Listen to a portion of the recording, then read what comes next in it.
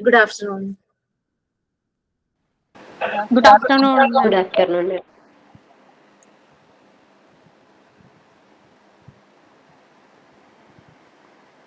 Okay, we can start. Yes, ma'am. Who's going to do prayer? Me, ma'am. Dear God, thank you for today. Thank you for getting me through it, despite the obstacles it brought. Thank you for opportunity I was given. Thank you for the lessons I learned.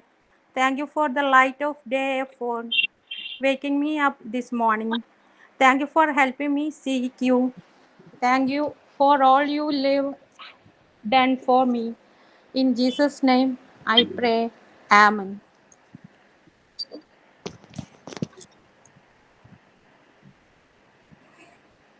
Okay, so who next? Thought of the day, ഞാനാണ് Miss. Good afternoon, everyone. Growth begins at the end of your comfort zone, where challenges push you to discover your true potential. It is in those moments of uncertainty and in discomfort that you learn, adapt, and become stronger, transforming into the best version of yourself. Meaning എന്താ വെച്ചാല് നമ്മുടെ comfort സോണിന്റെ അവസാനത്തിലാണ് നമ്മൾ നമ്മളെ തന്നെ തിരിച്ചറിഞ്ഞ് നമ്മളെ കഴിവ് നമ്മൾ പുറത്തേക്ക് എടുക്കുന്നത്.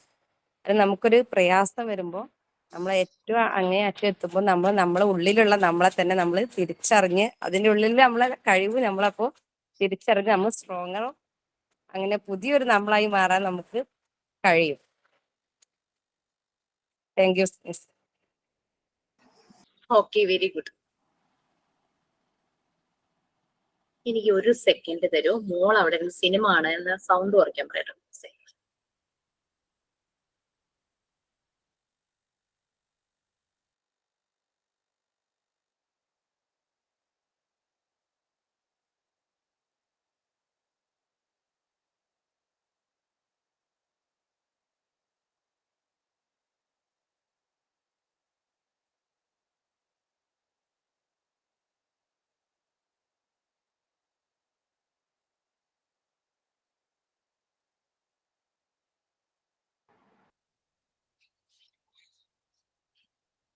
Okay, back.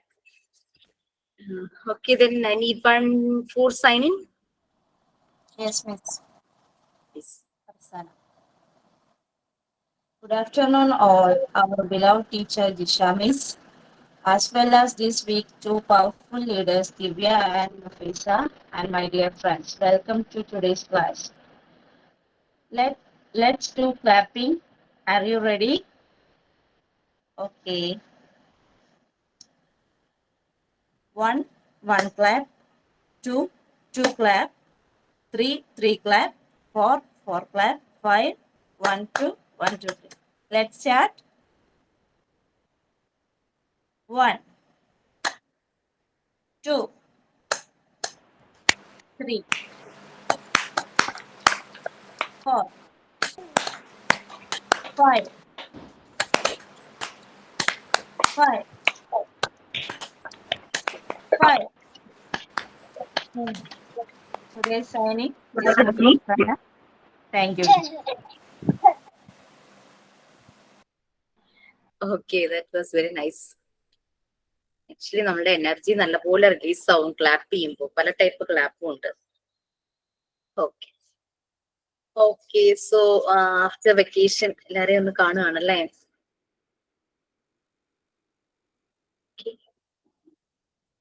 വെക്കേഷൻ കുറച്ചുകൂടെ വേണമെന്ന് തോന്നിയിരുന്നോ? ഇല്ല miss. We are leaving here അല്ലേ? വെക്കേഷൻ എന്ന് പറഞ്ഞു കഴിഞ്ഞാൽ നമ്മൾക്ക് എന്തായാലും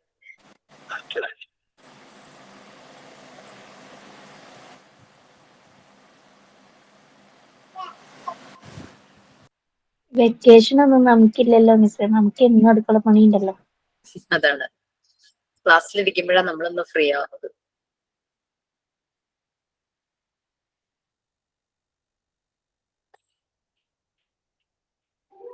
അത് സത്യമാണ്. ശരിക്കും ക്ലാസ്സിൽ ഇരിക്കുമ്പോഴാണ് കുറച്ചുകൂടെ ഫ്രീ ആയിട്ടിരിക്കുന്നത്. ബാക്കി സമയം മൊത്തം ബിസിയാണ് എന്തേലും ഒരു കാര്യത്തില്. ലൈവ് ആവുന്നത് അല്ലേ?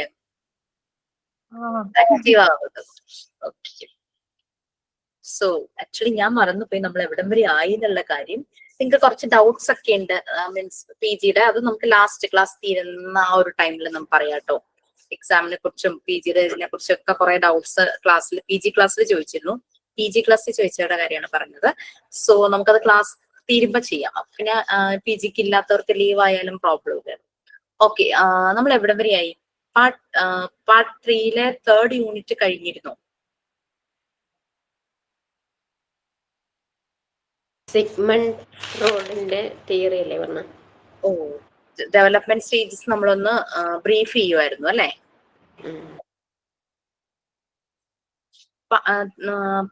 ഒരു ഡൗട്ട് ചോദിച്ചോട്ടെ? ചോദിക്കൂ. മിസ്, എന്തിനു ഞങ്ങളെ, അതായത് ഇപ്പൊ കൊറേ ബാച്ചിന്റെ കൂടെ PGക്ക് ഞങ്ങളെയും കൂടെ ചേർത്തിരിക്കണേ? ഞങ്ങൾക്കായിട്ട് ഒരു ഇത് ചേർത്തിയാ പോരായിരുന്നോ? അത് കുറച്ച് ബുദ്ധിമുട്ടായിട്ട് എനിക്ക് തോന്നുന്നുണ്ട്. ബാക്കിയുള്ളവർക്ക് എങ്ങനെയാണെന്ന് അറിയില്ല. എനിക്ക് കുറച്ച് ബുദ്ധിമുട്ടായിട്ട് തോന്നുന്നു. കാര്യം ഒന്ന് ഡിസ്കസ് ചെയ്താൽ മതിയോ? കാരണം ഡിപ്ലോമ സ്റ്റുഡൻസ് ഉള്ളതുകൊണ്ട് അവർക്ക് അവരുമായിട്ട് റിലേറ്റ് ചെയ്യുന്ന കാര്യമല്ലല്ലോ. അപ്പൊ അവർക്ക് അതൊരു ബുദ്ധിമുട്ടായാലോ? റെക്കോർഡ് ക്ലാസ് കാണുന്നവർക്കും ചിലപ്പോ. അതുകൊണ്ട് ലാസ്റ്റ് നമുക്കത് പറയാം. ഓക്കെ. പിന്നെ ഇതൊരു ഇറ്റ്സ് നോട്ട് മൈ ഡിസിഷൻ, അതും കൂടെ പറയട്ടെ. എനിക്ക് ഇൻസ്റ്റിറ്റ്യൂട്ടിൽ നിന്ന് വരുന്ന ഇൻസ്ട്രക്ഷൻസിനനുസരിച്ചാണ് ഞാൻ ക്ലാസ്സസ് എടുക്കുന്നത്. എനിവേ നമുക്ക് ലാസ്റ്റ് സംസാരിക്കാം, നിങ്ങളുടെ കൺസേൺസ് അറിയിക്കുകയും ചെയ്യാം. അതൊന്നും പ്രശ്നമില്ല. സോ നമുക്ക് ക്ലാസ്സിലേക്ക് വന്നിട്ട് ലാസ്റ്റ് അത് പറയാം. ഓക്കെ. സോ നമ്മള് ശരിക്കും പാർട്ട് 3-ലെ 3rd യൂണിറ്റ് ആണ് നമ്മൾ എടുത്തുകൊണ്ടിരിക്കുന്നത്. ബട്ട് നമ്മൾ അതിനിടയ്ക്ക് ചൈൽഡ് ഡെവലപ്മെന്റിനെ കുറിച്ച് നമ്മളൊന്ന് ബ്രീഫ് ചെയ്തിരുന്നു. പലരുടെയും ഒബ്സർവേഷൻസ്, അങ്ങനെ ഓരോരുത്തരുടെ കാര്യങ്ങൾ പറഞ്ഞു. അങ്ങനെ നമ്മൾ ജീൻ പിയാഗറ്റിന്റെ പറഞ്ഞിട്ടുണ്ട്, എറിക് എറിക്സന്റെയും പറഞ്ഞു എന്നാണ് എന്റെ ഒരു ഓർമ്മ. ഇവരുടെ രണ്ടുപേരുടെയും പറഞ്ഞില്ലേ? സിഗ്മണ്ട് ഫ്രോയിഡിന്റെ പറഞ്ഞു കഴിഞ്ഞിരുന്നോ, അതോ സ്റ്റാർട്ട് ചെയ്തേ?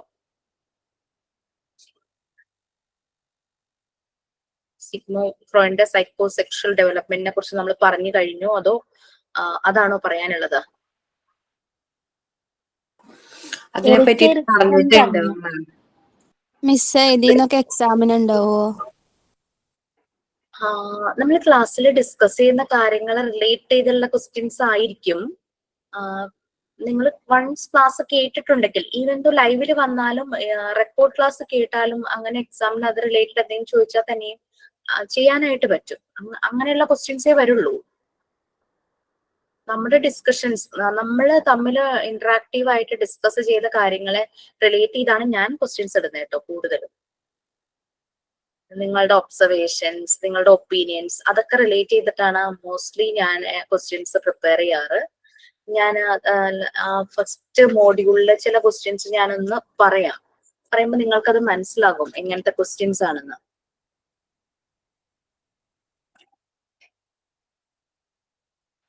ഇന്നലത്തെ ക്ലാസ് കേട്ടപ്പോ കൂടുതൽ സംശയവും ടെൻഷനും ഒക്കെ ആയിട്ടുണ്ട്. നമുക്ക് ലാസ്റ്റ് 140 ആയില്ലേ, നമുക്ക് 2:15 ആവുമ്പോൾ സ്റ്റോപ്പ് ചെയ്തിട്ട് ക്ലാസ് സ്റ്റോപ്പ് ചെയ്തിട്ട് അതിനെപ്പറ്റി പറയാം. ഓക്കെ.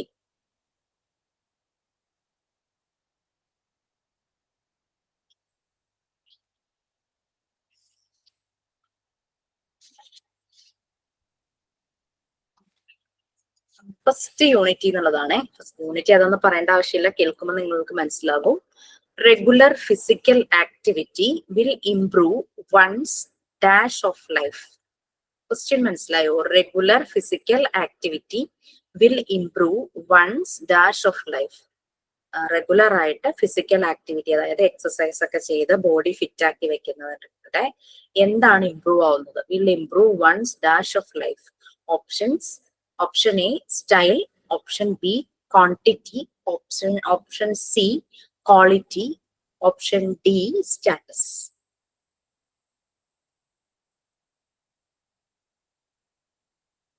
സ്റ്റൈൽ എന്താ? അത് അത്ര ഇമ്പോർട്ടന്റ് ആണോ? ക്വാണ്ടിറ്റി എന്ന് പറഞ്ഞാൽ എന്താ? ക്വാണ്ടിറ്റി ഓഫ് ലൈഫ് എന്ന് പറഞ്ഞാൽ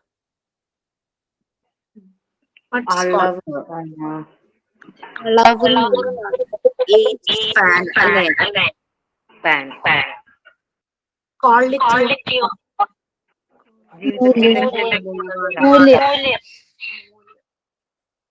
yes. Then start with topic. Okay. ഞാൻ ഒന്നും കൂടെ ഒന്ന് മ്യൂട്ട് ചെയ്യാമോ പ്ലീസ്? എക്കോ ചെയ്തു. ഞാൻ ഒന്നുകൂടെ അത് റിലേറ്റ് ചെയ്യാം.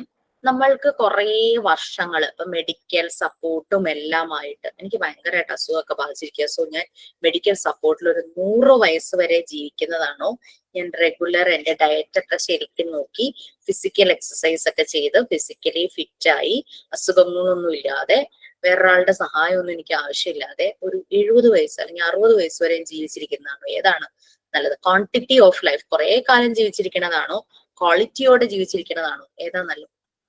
Quality of life. ഇതുപോലെ ക്വസ്റ്റ്യൻസ് ഞാൻ ഇട്ടിട്ടുണ്ട് എന്ന് കരുതി PDF ഉള്ളത് ഇല്ലാന്നല്ല. ദെൻ ഓറൽ പോളിയോ വാക്സിൻ നിങ്ങൾ ഫസ്റ്റ് യൂണിറ്റിൽ ഫസ്റ്റ് പാർട്ടിൽ വരുന്നുണ്ട്. ഓറൽ പോളിയോ വാക്സിൻ OPV അതിന്റെ 0 dose is given at the age of, എല്ലാവർക്കും അറിയാം ഓറൽ പോളിയോ വാക്സിന്റെ 0 ഡോസ് എപ്പോഴാ കൊടുക്കുന്നതെന്ന്. മേ ബി നമ്മുടെ PDF ഇല്ലായിരിക്കാം, പക്ഷെ നിങ്ങൾക്ക് ഇത് അറിയില്ലേ? അറിയോ? കുഞ്ഞ് ജനിച്ചു കഴിഞ്ഞിട്ട്. Yes, 0 years. ഞാൻ ഏജ് ആയിട്ടാ കൊടുത്തിരിക്കുന്നത്. 9 months, 4 weeks, 0 years, 6 weeks. 0 years. ജനിച്ച് പിറ്റേ ദിവസമോ ഹോസ്പിറ്റലിൽ വിടുന്നതിന് മുമ്പ് നമുക്ക് എന്തായാലും അവരത് തരും. അതുപോലുള്ള ചില ക്വസ്റ്റ്യൻസ് പറയാം.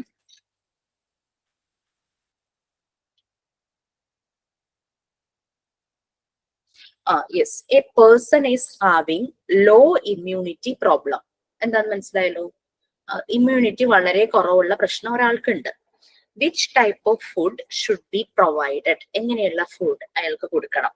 Body building food, starchy food, beverages, protective food, ഏതാ? Protective food. ഇതുപോലെ ക്വസ്റ്റ്യൻ വന്നു കഴിഞ്ഞാൽ നമ്മളൊന്ന് ആലോചിക്കുകയും ചെയ്യും. നമുക്കത് അതേസമയം നിങ്ങൾ PDF നോക്കിയോ, PDF ഇങ്ങനെ വായിച്ച് കാണാതെ പഠിക്കാൻ കുറെ നോക്കും. ആകെ കൺഫ്യൂഷൻ, ടെൻഷൻ, തലവേദനയൊക്കെ വരും.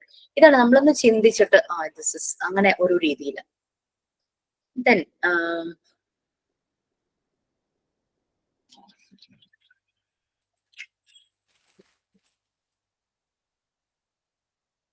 parents and teachers should provide dash to the children: strict rules, partiality, forced discipline, warmth, WARMTH, warmth എന്ന് പറഞ്ഞാൽ കെയർ, ലവിങ് കെയർ, അങ്ങനെ ഒരു അഫെക്ഷൻ, അതൊക്കെയാണ് കേട്ടോ meaning. Care.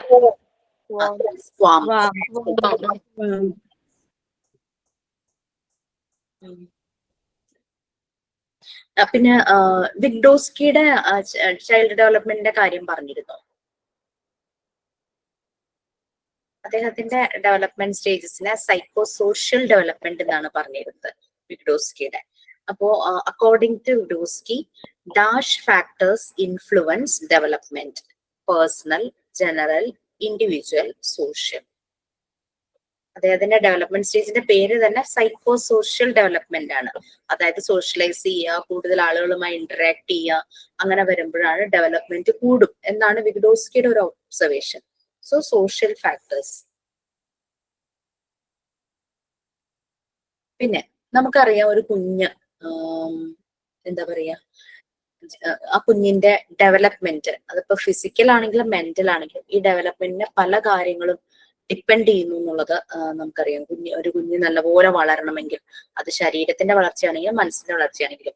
Factor or factors influencing physical development: option A sleep, option B play, option C mental health of mother during pregnancy.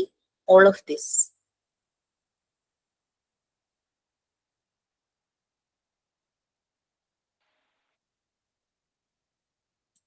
മനസ്സിലായില്ലേ question? Factor or factors influencing physical development. ഒരു കുട്ടിയുടെ physical ഡെവലപ്മെന്റിനെ influence ചെയ്യുന്ന factor or factors. All of this. All of All this. of the above ആണോ? Yes. കുഞ്ഞ് ജനിക്കുന്നതിന് മുമ്പ് അമ്മ പ്രഗ്നന്റ് ആയിരിക്കുമ്പോഴും എല്ലാവരും എന്താ അമ്മയ്ക്ക് നല്ല ന്യൂട്രിയൻസ് ഉള്ള ഭക്ഷണങ്ങൾ കഴിക്കണം, ഒരാൾക്കുള്ളതല്ല രണ്ടാൾക്കുള്ളതാന്നൊക്കെ പറഞ്ഞിട്ടൊക്കെ വീടുകളിൽ കൊടുക്കാറില്ലേ. സോ അതെല്ലാം വരും അല്ലെ. പിന്നെ കുട്ടി നല്ലപോലെ ഉറങ്ങണം, ആക്റ്റീവായിട്ട് കളിക്കണം ഒക്കെ. പിന്നെ മെന്റൽ ഹെൽത്ത്, അമ്മ നല്ല സന്തോഷമായിട്ടിരിക്കണം. എന്തെങ്കിലും ട്രോമയോ എന്തെങ്കിലും ബുദ്ധിമുട്ട് അമ്മയ്ക്ക് ആ സമയത്ത് വന്നു കഴിഞ്ഞാൽ അത് കുട്ടിയെ ബാധിക്കും എന്നൊക്കെ നമുക്കറിയാം അല്ലെ. അതുകൊണ്ടാണ് ഇരുട്ടത്ത് പുറത്തു പോകരുത്, അങ്ങനെ സന്ധ്യ കഴിഞ്ഞാൽ പുറത്തിറങ്ങരുതെന്നൊക്കെ പറയും. അങ്ങനെ എന്തെങ്കിലും കണ്ട് പേടിക്കുവോ, എന്തെങ്കിലും ബുദ്ധിമുട്ടുണ്ടാകുമോ, പിന്നെ അങ്ങനെയുള്ള ഈ മരണ വീട് അങ്ങനെയുള്ള സ്ഥലങ്ങളിലേക്കൊന്നും കൊണ്ടുപോകരുത് അങ്ങനെയൊക്കെ പറയും. കാരണം മെന്റൽ ഹെൽത്ത് അമ്മയുടെ ആ ഒരു സമയത്ത് ഡ്യൂറിങ് പ്രഗ്നൻസി വളരെ ഇമ്പോർട്ടന്റ് ആണ്.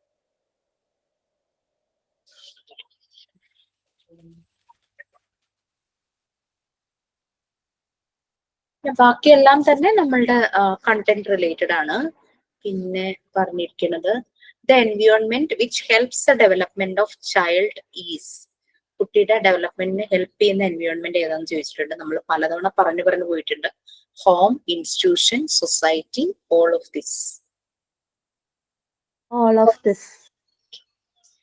നെക്സ്റ്റ് പിന്നെ നമ്മൾ എപ്പോഴും പറയാറുള്ള ഒരു കാര്യമാണ് doctor Maria Montessori aimed and wished for a world of dash. Option A harmony, option B competition, option C peace, option D both A and C. Montessori peace and harmony, സമാധാനം ഉള്ള കാര്യങ്ങളായിരുന്നു പറഞ്ഞിരുന്നേന്ന് പറഞ്ഞു.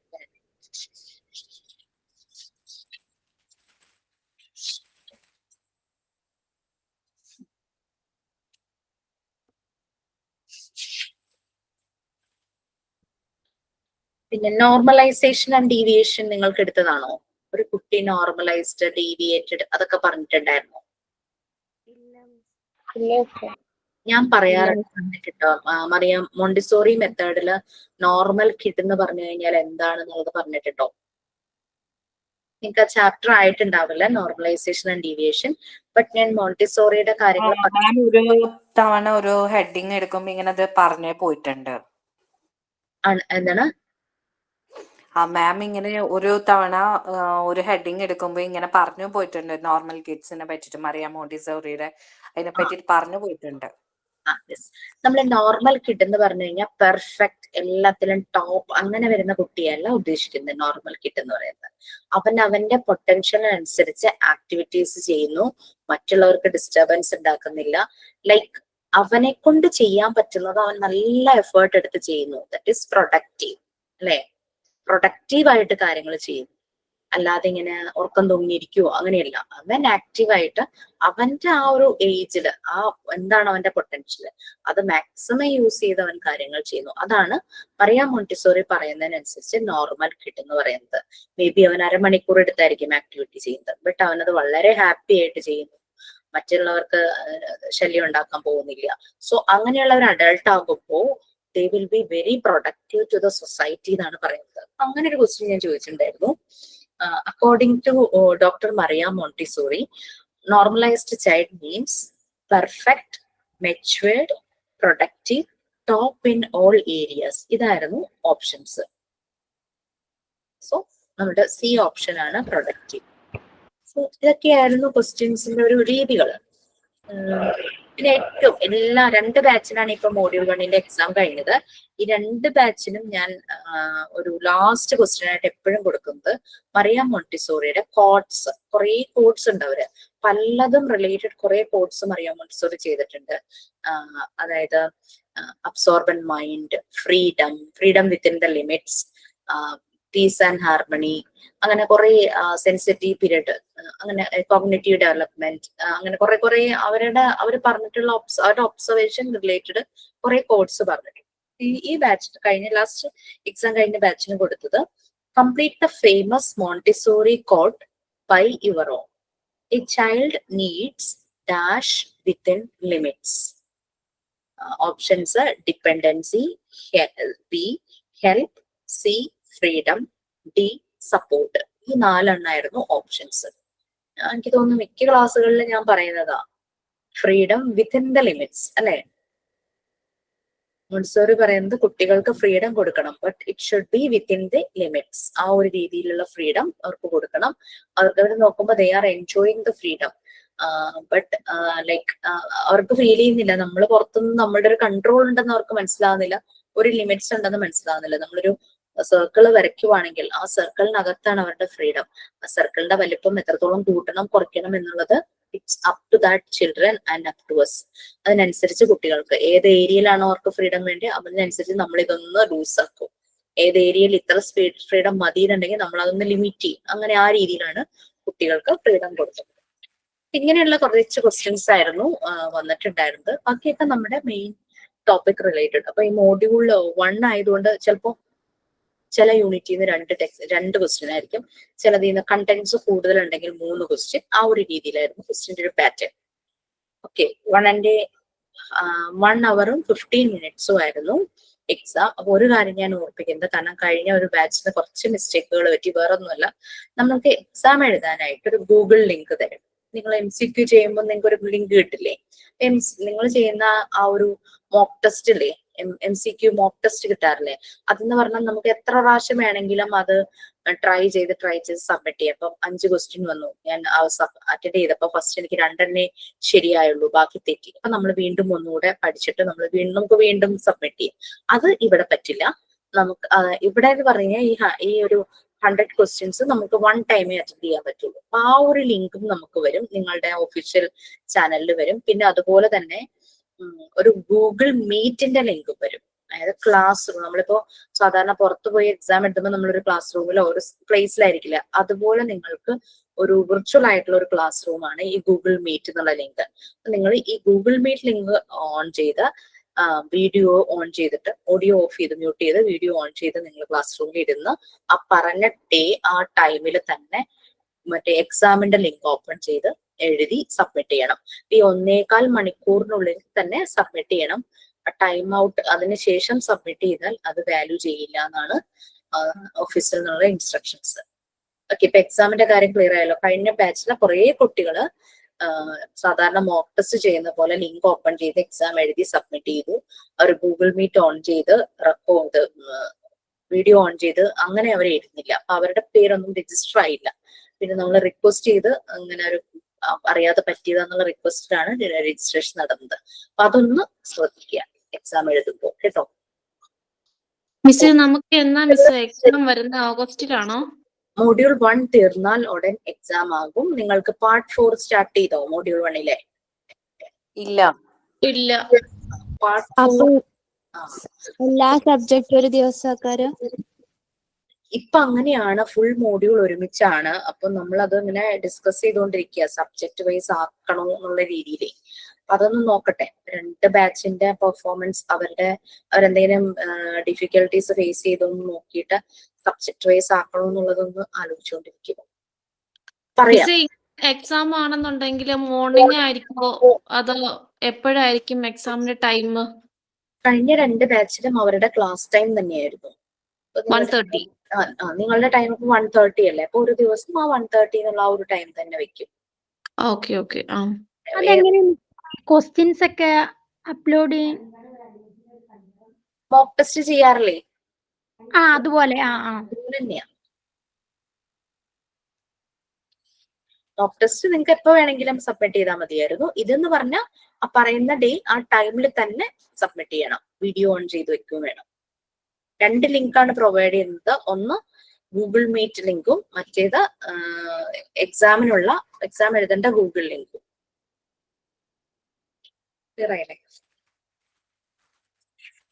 സോ അതായിരുന്നു ക്വസ്റ്റ്യന്റെ രീതി. ഒരു നിമിഷം, ഇപ്പോ work ചെയ്യുന്ന ആളല്ല എന്താ ചെയ്യാ? അപ്പോ അതൊന്ന് പറയണേ, കാരണം എന്താന്ന് വെച്ച് കഴിഞ്ഞാൽ അതിനനുസരിച്ചായിരിക്കും ടൈം സെറ്റ് ചെയ്യുന്നത്. വർക്ക് ചെയ്യുന്ന ആൾക്ക് ഇപ്പൊ 1:30 മണി എന്നുള്ള സമയം ആവില്ലല്ലോ മാം. അതെ, അത് നമ്മളുടെ ഫസ്റ്റ് 2 ബാച്ച് 8 o'clock ആണ് രാത്രി. അപ്പൊ അവർക്ക് ആ സമയത്ത് തന്നെയായിരുന്നു. അപ്പൊ പ്രോബ്ലം ഇല്ലല്ലോ, എല്ലാരും ജോലിക്ക് പോണവരാണെങ്കിൽ തിരിച്ച് വീട്ടിലെത്തും. ആ ഒരു ഒക്കെ ആവുമ്പോ എന്തായാലും എത്തും. സോ 8 മണി സമയത്ത് അവർക്ക് ബുദ്ധിമുട്ടില്ല. അപ്പൊ നിങ്ങൾക്കത് നിങ്ങളുടെ കൺസേൺ അറിയിക്കാം, ഞാനും അറിയിച്ചോളാം. ടൈമൊക്കെ ഞങ്ങൾക്കും രാത്രി തന്നെ മതി. അത് പകല് രാത്രിയാകുമ്പോൾ നമുക്ക് കേന്ദ്രം ഇന്ന് നമ്മളിപ്പോ സ്കൂൾ ലീവ് ഉള്ളത് കൊണ്ടാണ് ഇവിടെ ക്രിസ്മസ് ഹോളിഡേ ആണ് 2-ാം തീയതി റീ ഓപ്പൺ. അതുകൊണ്ടാണ് എനിക്കിപ്പോ ഓൺലൈൻ ക്ലാസ്സിൽ കയറാൻ പറ്റിയത്, അല്ലെങ്കിൽ എനക്കും പറ്റൂല. മിസ് നൈറ്റ് മതി, അതാ നല്ലത്. ഇപ്പൊ ആ, ഓഫീസിൽ night ആകുമ്പോ പോണവർക്കാണെങ്കിലും കുട്ടികളൊക്കെ ഉറങ്ങി കഴിഞ്ഞിട്ടാണെങ്കിൽ എഴുതാലോ എക്സാം. അതെ, കുഴപ്പമില്ല. അപ്പൊ എന്തായാലും നമുക്ക് അത് നമുക്ക് ആയിട്ടില്ലല്ലോ. പാർട്ട് 4 കൂടെ കഴിയണ്ടേ. പാർട്ട് 3 കുറേ ഉണ്ട്. പാർട്ട് 3 ആണ് ഇത്തിരി സമയം എടുക്കുന്ന ഒരു പോർഷൻ. അപ്പൊ പാർട്ട് 3 കഴിയണം. ക്വസ്റ്റ്യൻ എങ്ങനെ വരാന്നെല്ലാം ഫസ്റ്റ് മനസ്സിലാവില്ല. ഇത് മോൺ ടെസ്റ്റിന്റെ ക്വസ്റ്റ്യൻ പോലത്തെ ക്വസ്റ്റ്യൻ തന്നെയാ വരിക? അതിലെ ക്വസ്റ്റ്യൻ തന്നെയാണോ വരിക? ഞാൻ അതിന്റെ ഒരു രീതി ഇപ്പൊ പറഞ്ഞത്. ഇങ്ങനത്തെ ക്വസ്റ്റ്യൻസ് ആണ് വരുന്നത്. നമ്മൾ ക്ലാസ്സിൽ കുറെ കാര്യങ്ങൾ ഡിസ്കസ് ചെയ്ത് പോയിട്ടുണ്ട്.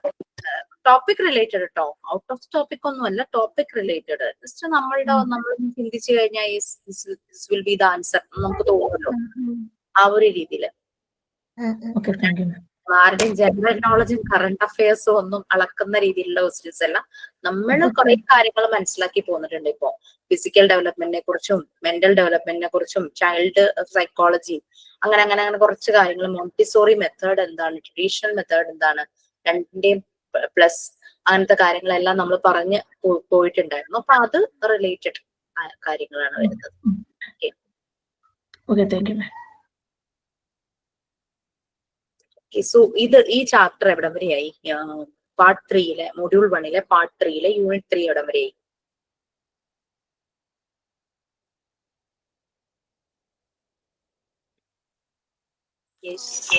മാം, ഫോർ സൈക്കോളജിസ്റ്റിന്റെ ഡിസ്ക്രൈബ് ചെയ്ത് കഴിഞ്ഞിട്ടുള്ളൂ. ഞാനൊന്ന് മ്യൂട്ട് ചെയ്യാം, ഒന്നുകൂടെ പറയാമോ? എനിക്ക് ക്ലിയർ ആയില്ല, എക്കോ ആയിരുന്നു. ഫോർ സൈക്കോളജിസ്റ്റിന്റെ ചൈൽഡ് ഡെവലപ്മെന്റിന്റെ തന്നെയാണ് ക്ലിയർ ആയിട്ട് പറഞ്ഞു കഴിഞ്ഞിട്ടുള്ളൂ. സോ 3rd യൂണിറ്റ് സ്റ്റാർട്ട് ചെയ്തിട്ടില്ലേ? ചെയ്തല്ലോ. ചെയ്തിട്ട് സൈക്കോളജിസ്റ്റിന്റെ law of independence, law of work അതൊക്കെ പറഞ്ഞ് ആ ഫോർ സൈക്കോളജിസ്റ്റുകളുണ്ടല്ലോ, സിഗ്മണ്ട്, എറിക്സൺ, അവരുടെ ഒക്കെ എന്താ ഡിസ്ക്രൈബ് ചെയ്ത് കഴിഞ്ഞുള്ളൂ. So back to our unit 3. നമ്മള് ചൈൽഡ് ഡെവലപ്മെന്റിന്റെ, അവരുടെ സൈക്കിക് ഡെവലപ്മെന്റ്, അതായത് മെന്റൽ ഡെവലപ്മെന്റ്, അവരുടെ കോഗ്നിറ്റീവ് ബുദ്ധി, ബ്രെയിൻ എങ്ങനെ ഡെവലപ്പ് ചെയ്യുന്നു, അതിന് എന്തെല്ലാം ഫാക്ടേഴ്സ് ആണ് അതിനെ ഇമ്പാക്ട് ചെയ്യുന്നത്, ഇങ്ങനെയുള്ള കാര്യങ്ങളായിരുന്നു നമ്മൾ പറഞ്ഞു പോയത്. സോ ചൈൽഡ് ഡെവലപ്മെന്റ് ടൈമിൽ തന്നെ കുട്ടികളിൽ തന്നെ ഇൻബോൺ അല്ല, അവരിൽ ഇന്റേണൽ ആയിട്ട് ചില എയ്ഡ്സ് ഉണ്ടെന്ന് നമ്മൾ പറഞ്ഞു. അതായത് ടൂൾസ് ഉണ്ട്, AID ആണ് കേട്ടോ, ടൂൾസ് ഉണ്ട്. അതായത് അവരുടെ സെൻസിറ്റീവ് പീരീഡ് ആണ് ആ ഒരു സമയത്ത്. അവരെല്ലാത്തിനും എൻവയോൺമെന്റിൽ എന്തൊക്കെ കാണുന്നോ കേൾക്കുന്നോ തൊടുന്നോ എല്ലാമായിട്ട് അവർ ഭയങ്കര സെൻസിറ്റീവ് ആയിരിക്കും. That is they are using there 5 census. ആ ഒരു പീരീഡ് ആണ്. പിന്നെ അതുകൂടാതെ അബ്സോർബൻ മൈൻഡ് ആണ്, കാണുന്നതും കേൾക്കുന്നതും എല്ലാം രജിസ്റ്റർ ആവും അവരുടെ മെമ്മറിയിലേക്ക്, ഒരു ഇംപ്രഷൻ പോലെ കിടക്കും. അത് യെസ് അഖില, സിഗ്മണ്ട് ഫ്രോയിഡിന്റെ സൈക്കോസെക്ഷൽ ഡെവലപ്മെന്റിൽ 5 സ്റ്റേജസ് ആണുള്ളത്. ഓക്കെ, സോ അബ്സോർബൻ മൈൻഡ് എന്ന് പറയുമ്പോൾ അങ്ങനെ തന്നെ എടുക്കും. ഇതിൽ ഈ ഒരു 0 to 6 years 0 to 3 years എന്ന് പറയുന്നത് അൺകോൺഷ്യസ് മൈൻഡ് ആണ്. Even though it is unconscious, ആ സമയത്ത് എന്തെല്ലാമാണോ സംഭവിക്കുന്നത് അത് ഇവരുടെ അൺകോൺഷ്യസ് മൈൻഡില് ഒരു ഇംപ്രഷൻസ് ആയിട്ട് കിടക്കും. ആഫ്റ്റർ 3 years അവരുടെ ഡെവലപ്മെന്റ് സ്റ്റേജസിൽ ഈ അൺകോൺഷ്യസ് മൈൻഡിൽ കിടക്കുന്ന പല ഇംപ്രഷൻസും അവരുടെ ഡെവലപ്മെന്റിനെ ഇമ്പാക്ട് ചെയ്യുന്നത്, അതുമായിട്ട് കണക്ട് ചെയ്യുന്ന രീതിയിലുള്ള ഫാക്ടേഴ്സ് തന്നെയാണ്. അപ്പൊ ആ ചെറിയ പ്രായത്തിൽ കുട്ടിയോട് ഷൗട്ട് ചെയ്യുക, കുട്ടിയെ പണിഷ് ചെയ്യുക, ഫിസിക്കലി അബ്യൂസ്, ചൈൽഡ് അബ്യൂസ് ഒക്കെ നമ്മൾ കേൾക്കാറുണ്ടല്ലേ. അപ്പൊ ആ ഒരു സമയത്ത് അബ്യൂസ് ഒക്കെ നടക്കുക, അങ്ങനെയൊക്കെ വന്നു കഴിഞ്ഞാൽ അതിങ്ങനെ ട്രോമയായിട്ട് ഇവരുടെ മനസ്സിലുണ്ടാവും. അവർ എത്ര വലുതായാലും അതൊരു ട്രോമയായിട്ട് കിടക്കും. ഈ ട്രോമ മാറ്റുക എന്നുള്ളത് കുട്ടിയെ സപ്പോർട്ട് ചെയ്യുന്നവരുടെ ഒരു റോൾ തന്നെയാണ് ശരിക്കും പറഞ്ഞു കഴിഞ്ഞാൽ. ചിലപ്പോൾ നല്ലൊരു കുട്ടി വലുതായി നല്ല ഇഷ്ടപ്പെട്ടൊരു കോഴ്സ് പഠിക്കുന്നു, നല്ലൊരു ജോബ് കിട്ടുന്നു, നല്ലൊരു പാർട്ട്ണറെ കിട്ടുന്നു, അല്ലെങ്കിൽ നല്ലൊരു ഫ്രണ്ട് സർക്കിളിൽ വരുമ്പോൾ ഇത് ചിലപ്പോൾ ഓപ്പൺ അപ്പ് ആയി ഇങ്ങനത്തെയുള്ള കാര്യങ്ങൾ മാർക്കാം. പക്ഷെ 0 to 3 years എന്ന് പറഞ്ഞു കഴിഞ്ഞാൽ അവരുടെ അൺകോൺഷ്യസ് മൈൻഡിൽ കിടക്കുന്നതാണ്. സോ ആ ടൈമിലും നമ്മൾ കെയർ ചെയ്യേണ്ടതായിട്ടുണ്ട്. കുട്ടിക്ക് യാതൊരു രീതിയിലുള്ള നെഗറ്റീവ് ഇമ്പാക്ട് കുട്ടിയുടെ ലൈഫിലേക്ക് വരരുത് എന്നുള്ള രീതിയിൽ. ആഫ്റ്റർ 3 years എന്ന് പറഞ്ഞു കഴിഞ്ഞാൽ ഇവരുടെ മെമ്മറി ഭയങ്കര സ്ട്രോങ് ആവുകയാണ്. കോൺഷ്യസ് മൈൻഡാണ്. കോൺഷ്യസിൽ നിന്ന് അത് പെട്ടെന്ന് തന്നെ കോൺഷ്യസ് ആയിട്ട് മാറുവാണ്. ആ ഒരു സമയത്ത് ഭയങ്കര കോൺസെൻട്രേഷനും ഭയങ്കര അറ്റൻഷൻ പവറും ഒക്കെ ആയിരിക്കും ആ ഒരു സമയത്ത് കുട്ടികൾക്ക്. സോ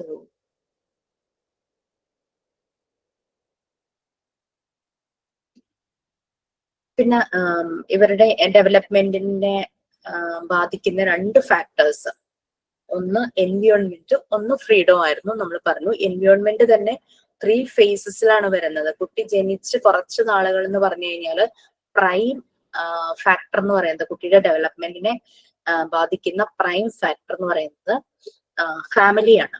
ഫാമിലിയിലാണല്ലോ കുറെ നാളുകൾ കുട്ടി കഴിയുന്നത്. അത് കഴിഞ്ഞ് പതുക്കെ ഒരു 1 year ഒക്കെ കഴിയുമ്പോഴാണ് സോഷ്യലൈസ് ചെയ്യാനായിട്ട് തുടങ്ങുന്നത്, പുറത്തൊക്കെ ഇറങ്ങാനായിട്ട് തുടങ്ങുന്നത്. പിന്നെ ആഫ്റ്റർ 2.5 അല്ലെങ്കിൽ 3 years ഒക്കെ ആവുമ്പോഴാണ് കുട്ടി സ്കൂളിലേക്ക് പോകാൻ തുടങ്ങുന്നത്. അംഗൻവാടികളോ പ്രീ സ്കൂളുകളോ അങ്ങനെയൊക്കെ ആയിട്ട് സ്കൂൾ ആ ഒരു ഇൻസ്റ്റിറ്റ്യൂഷനിലുള്ള എൻവയോൺമെന്റിലേക്ക് പോകുന്നത്. ഈ 3 എൻവയോൺമെന്റ് കുട്ടിയുടെ ഡെവലപ്മെന്റിനെ ഇമ്പാക്ട് ഉണ്ടാക്കുന്ന ഫാക്ടേഴ്സ് ആണ്. ഓക്കെ, സോ നമ്മൾ എവിടെ വരെ പറഞ്ഞു? ലോ ഓഫ് ഇൻഡിപെൻഡൻസ് കഴിഞ്ഞോ? പിന്നെ പറഞ്ഞത് ഫ്രീഡം ആയിരുന്നു. ഫ്രീ ആക്കാതെ ഒരു മനുഷ്യനും ഇൻഡിപെൻഡന്റ് ആവില്ല എന്നാണ് മറിയ മോണ്ടിസോറി പറയുന്നത്. അവർ ഫ്രീഡ് ആവണം. എപ്പോഴാണോ അവർ ഫ്രീ ആകുന്നത് ആ സമയത്താണ് അവർ ടുവേഴ്സ് ഇൻഡിപെൻഡൻസ് പോകുന്നത്. തന്നെത്താനെ കാര്യങ്ങൾ ചെയ്യുന്ന കുട്ടിക്ക് സെൽഫ് കോൺഫിഡൻസ് അത് ബിൽഡ് ആവും. പ്രോബ്ലം സോൾവിങ്, ആ ഒരു കോൺഫിഡൻസ് ലെവൽ നല്ല രീതിയിലായിരിക്കും. ഏതൊരു ഏജ് ആവുമ്പോഴും ഡിസിഷൻ മേക്കിംഗ് ഒരു കൺഫ്യൂഷൻ വരില്ല. അതേസമയം വലുതായാലും ഒക്കെ ഇങ്ങനെ സപ്പോർട്ട് ചെയ്ത് എന്തും ചെയ്തു കൊടുത്ത് അങ്ങനെ ഇങ്ങനെ വരുമ്പോ അവർക്ക് എന്ത് കാര്യം, ചെറിയ കാര്യമായാലും വലിയ കാര്യമാണെങ്കിലും അവർക്ക് ചെയ്യാനായിട്ട് ഒരു ഡെലിക്കസിയാ, ഞാൻ ചെയ്താൽ ശരിയാകുമോ, അങ്ങനെ ഒരു ഡിസിഷൻ മേക്കിംഗ് അതിൽ വളരെ വീക്ക് ആയിരിക്കും. കോൺഫിഡൻസ് ലെവല് താഴെയായിരിക്കും. സോ കുട്ടികളെ ഫ്രീ ആക്കണം. ആ ഒരു ഏജിൽ തന്നെ ഫ്രീ ആക്കി അവർ ചെയ്യേണ്ട കാര്യങ്ങളെല്ലാം തന്നെ ചെയ്യണം. അതാണ് മോണ്ടിസോറി പറയുന്നത്. ഇൻഡിപെൻഡൻസ് ഒരു നോർമൽ ഡെവലപ്മെന്റിന്, കുട്ടികളുടെ നോർമൽ ഡെവലപ്മെന്റിന് ഇൻഡിപെൻഡൻസ് വളരെ അത്യാവശ്യമാണ്. No one can be free unless he is independent. അത് ആരും ഫ്രീ ആവില്ല unless he is independent. Free ആകുമ്പോൾ പലപ്പോഴും ഇന്നോവേറ്റീവ് ആയിട്ടും ക്രിയേറ്റീവ് ആയിട്ടും കുട്ടികൾ കാര്യങ്ങൾ ചെയ്യുന്നു. അതേസമയം ഒരാൾ സപ്പോർട്ട് ചെയ്താണെങ്കിൽ അയാളുടെ രീതിക്ക് കുട്ടി ചെയ്യുള്ളൂ. അപ്പം കുട്ടിയുടെ പേഴ്സണാലിറ്റി അങ്ങോട്ട് അറസ്റ്റ് ആവും. അവന്റെ ഉള്ളിലുള്ള അതൊന്നും പുറത്തേക്ക് വരില്ല. അങ്ങനെ നമ്മൾ കൺട്രോൾ ചെയ്യുവാണെങ്കിൽ അവന്റെ ഡെവലപ്മെന്റിൽ അത് ബാധിക്കും എന്നാണ് മറിയ മോണ്ടിസോറി പറയുന്നത്. നമ്മൾ കണ്ടിട്ടില്ലേ, കുട്ടികളെ നടക്കാൻ പഠിക്കുമ്പോൾ നമുക്കറിയാം അവര് നടന്ന് പോകുമ്പോൾ അവര് വീണു പോകും. പക്ഷെ അവിടെ നിന്ന് എണീറ്റ് അവർ വീണ്ടും നടക്കുന്നതാണ്. അപ്പൊ നമ്മൾ പിടിക്കാതെ ഇങ്ങനെ നോക്കും. അപ്പൊ അവര് നടന്ന് ആ വീഴ്ച ആദ്യം 2-3 പ്രാവശ്യം വീഴുന്നാലും അവരങ്ങനെ ഇങ്ങനെ അത് ശരിയായി വരുന്ന കാണാം. നമ്മൾ അവരെ ഫ്രീ ആക്കും. പിന്നെ അവൻ ചെയ്യുന്ന ഓരോ കാര്യങ്ങളും തന്നെത്താനെ കാര്യങ്ങൾ ചെയ്യുമ്പോൾ പലപ്പോഴും അതിൽ ഏറ്റക്കുറച്ചിലുകൾ ഉണ്ടാവും. അപ്പൊ അങ്ങനെ വരുമ്പോ അവനെ എൻകറേജ് ചെയ്യണം. എന്ത് തന്നെയായാലും അവനെ എൻകറേജ് ചെയ്ത് വിടണം. അവൻ ചെയ്യുന്നത് മിസ്റ്റേക്കാണ്, ചെയ്തത് ശരിയായില്ല, ആ രീതിയിലുള്ള കമന്റ്സ് പോലും കുട്ടിയെ തന്നു. ഓക്കെ, സോ ദെൻ നമ്മൾ ലോ ഓഫ് ഇൻഡിപെൻഡൻസ് പറഞ്ഞു. ഇനി പവർ ഓഫ് അറ്റൻഷൻ നമ്മൾ പറഞ്ഞു. ഒരു ആഫ്റ്റർ 3 years എന്നൊക്കെ പറയുമ്പോഴേക്കും കോൺസെൻട്രേഷൻ ലെവലും അറ്റൻഷനും വളരെ അതിന്റെ പീക്കിലെത്തും. നല്ല കോൺസെൻട്രേഷൻ ലെവലായിരിക്കും. ഇതാണ് നെക്സ്റ്റ് എടുക്കേണ്ടതെന്ന് തോന്നുന്നു. So power of attention we have only this much. ഈ 3 പാരഗ്രാഫ് ആർക്കെങ്കിലും വായിക്കാമോ?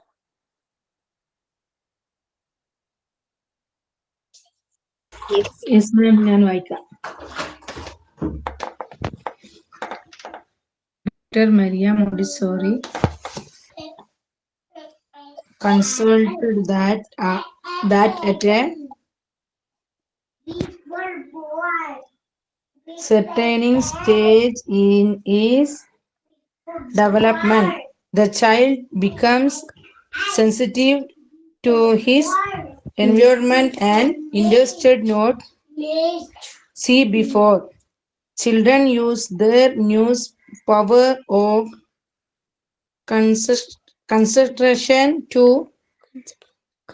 consolidate and develop their personality. Children are naturally inspired by colors, smell, noise, or anything that appeals in എന്താ മാം അത് appeals to his five Appeals. sense in the Montessori environment. When children do activities, he develops his ability for focus and builds his personality. Originally, children are attracted to materials that appeal to their five senses. Next, the unknown attracts the child, and lastly, it is the know that attracts him to an activity. ശരിയാ മാം വായിക്കുന്നത്? Yes, go ahead. Very good. Please. The child concentrates on those things that he already has in his mind, that he has observed in the previous period. For whatever has been conquered has a tendency to remain in the mind, to be pondered. Concentration is the way that opens up the child to the inherent treasures within him.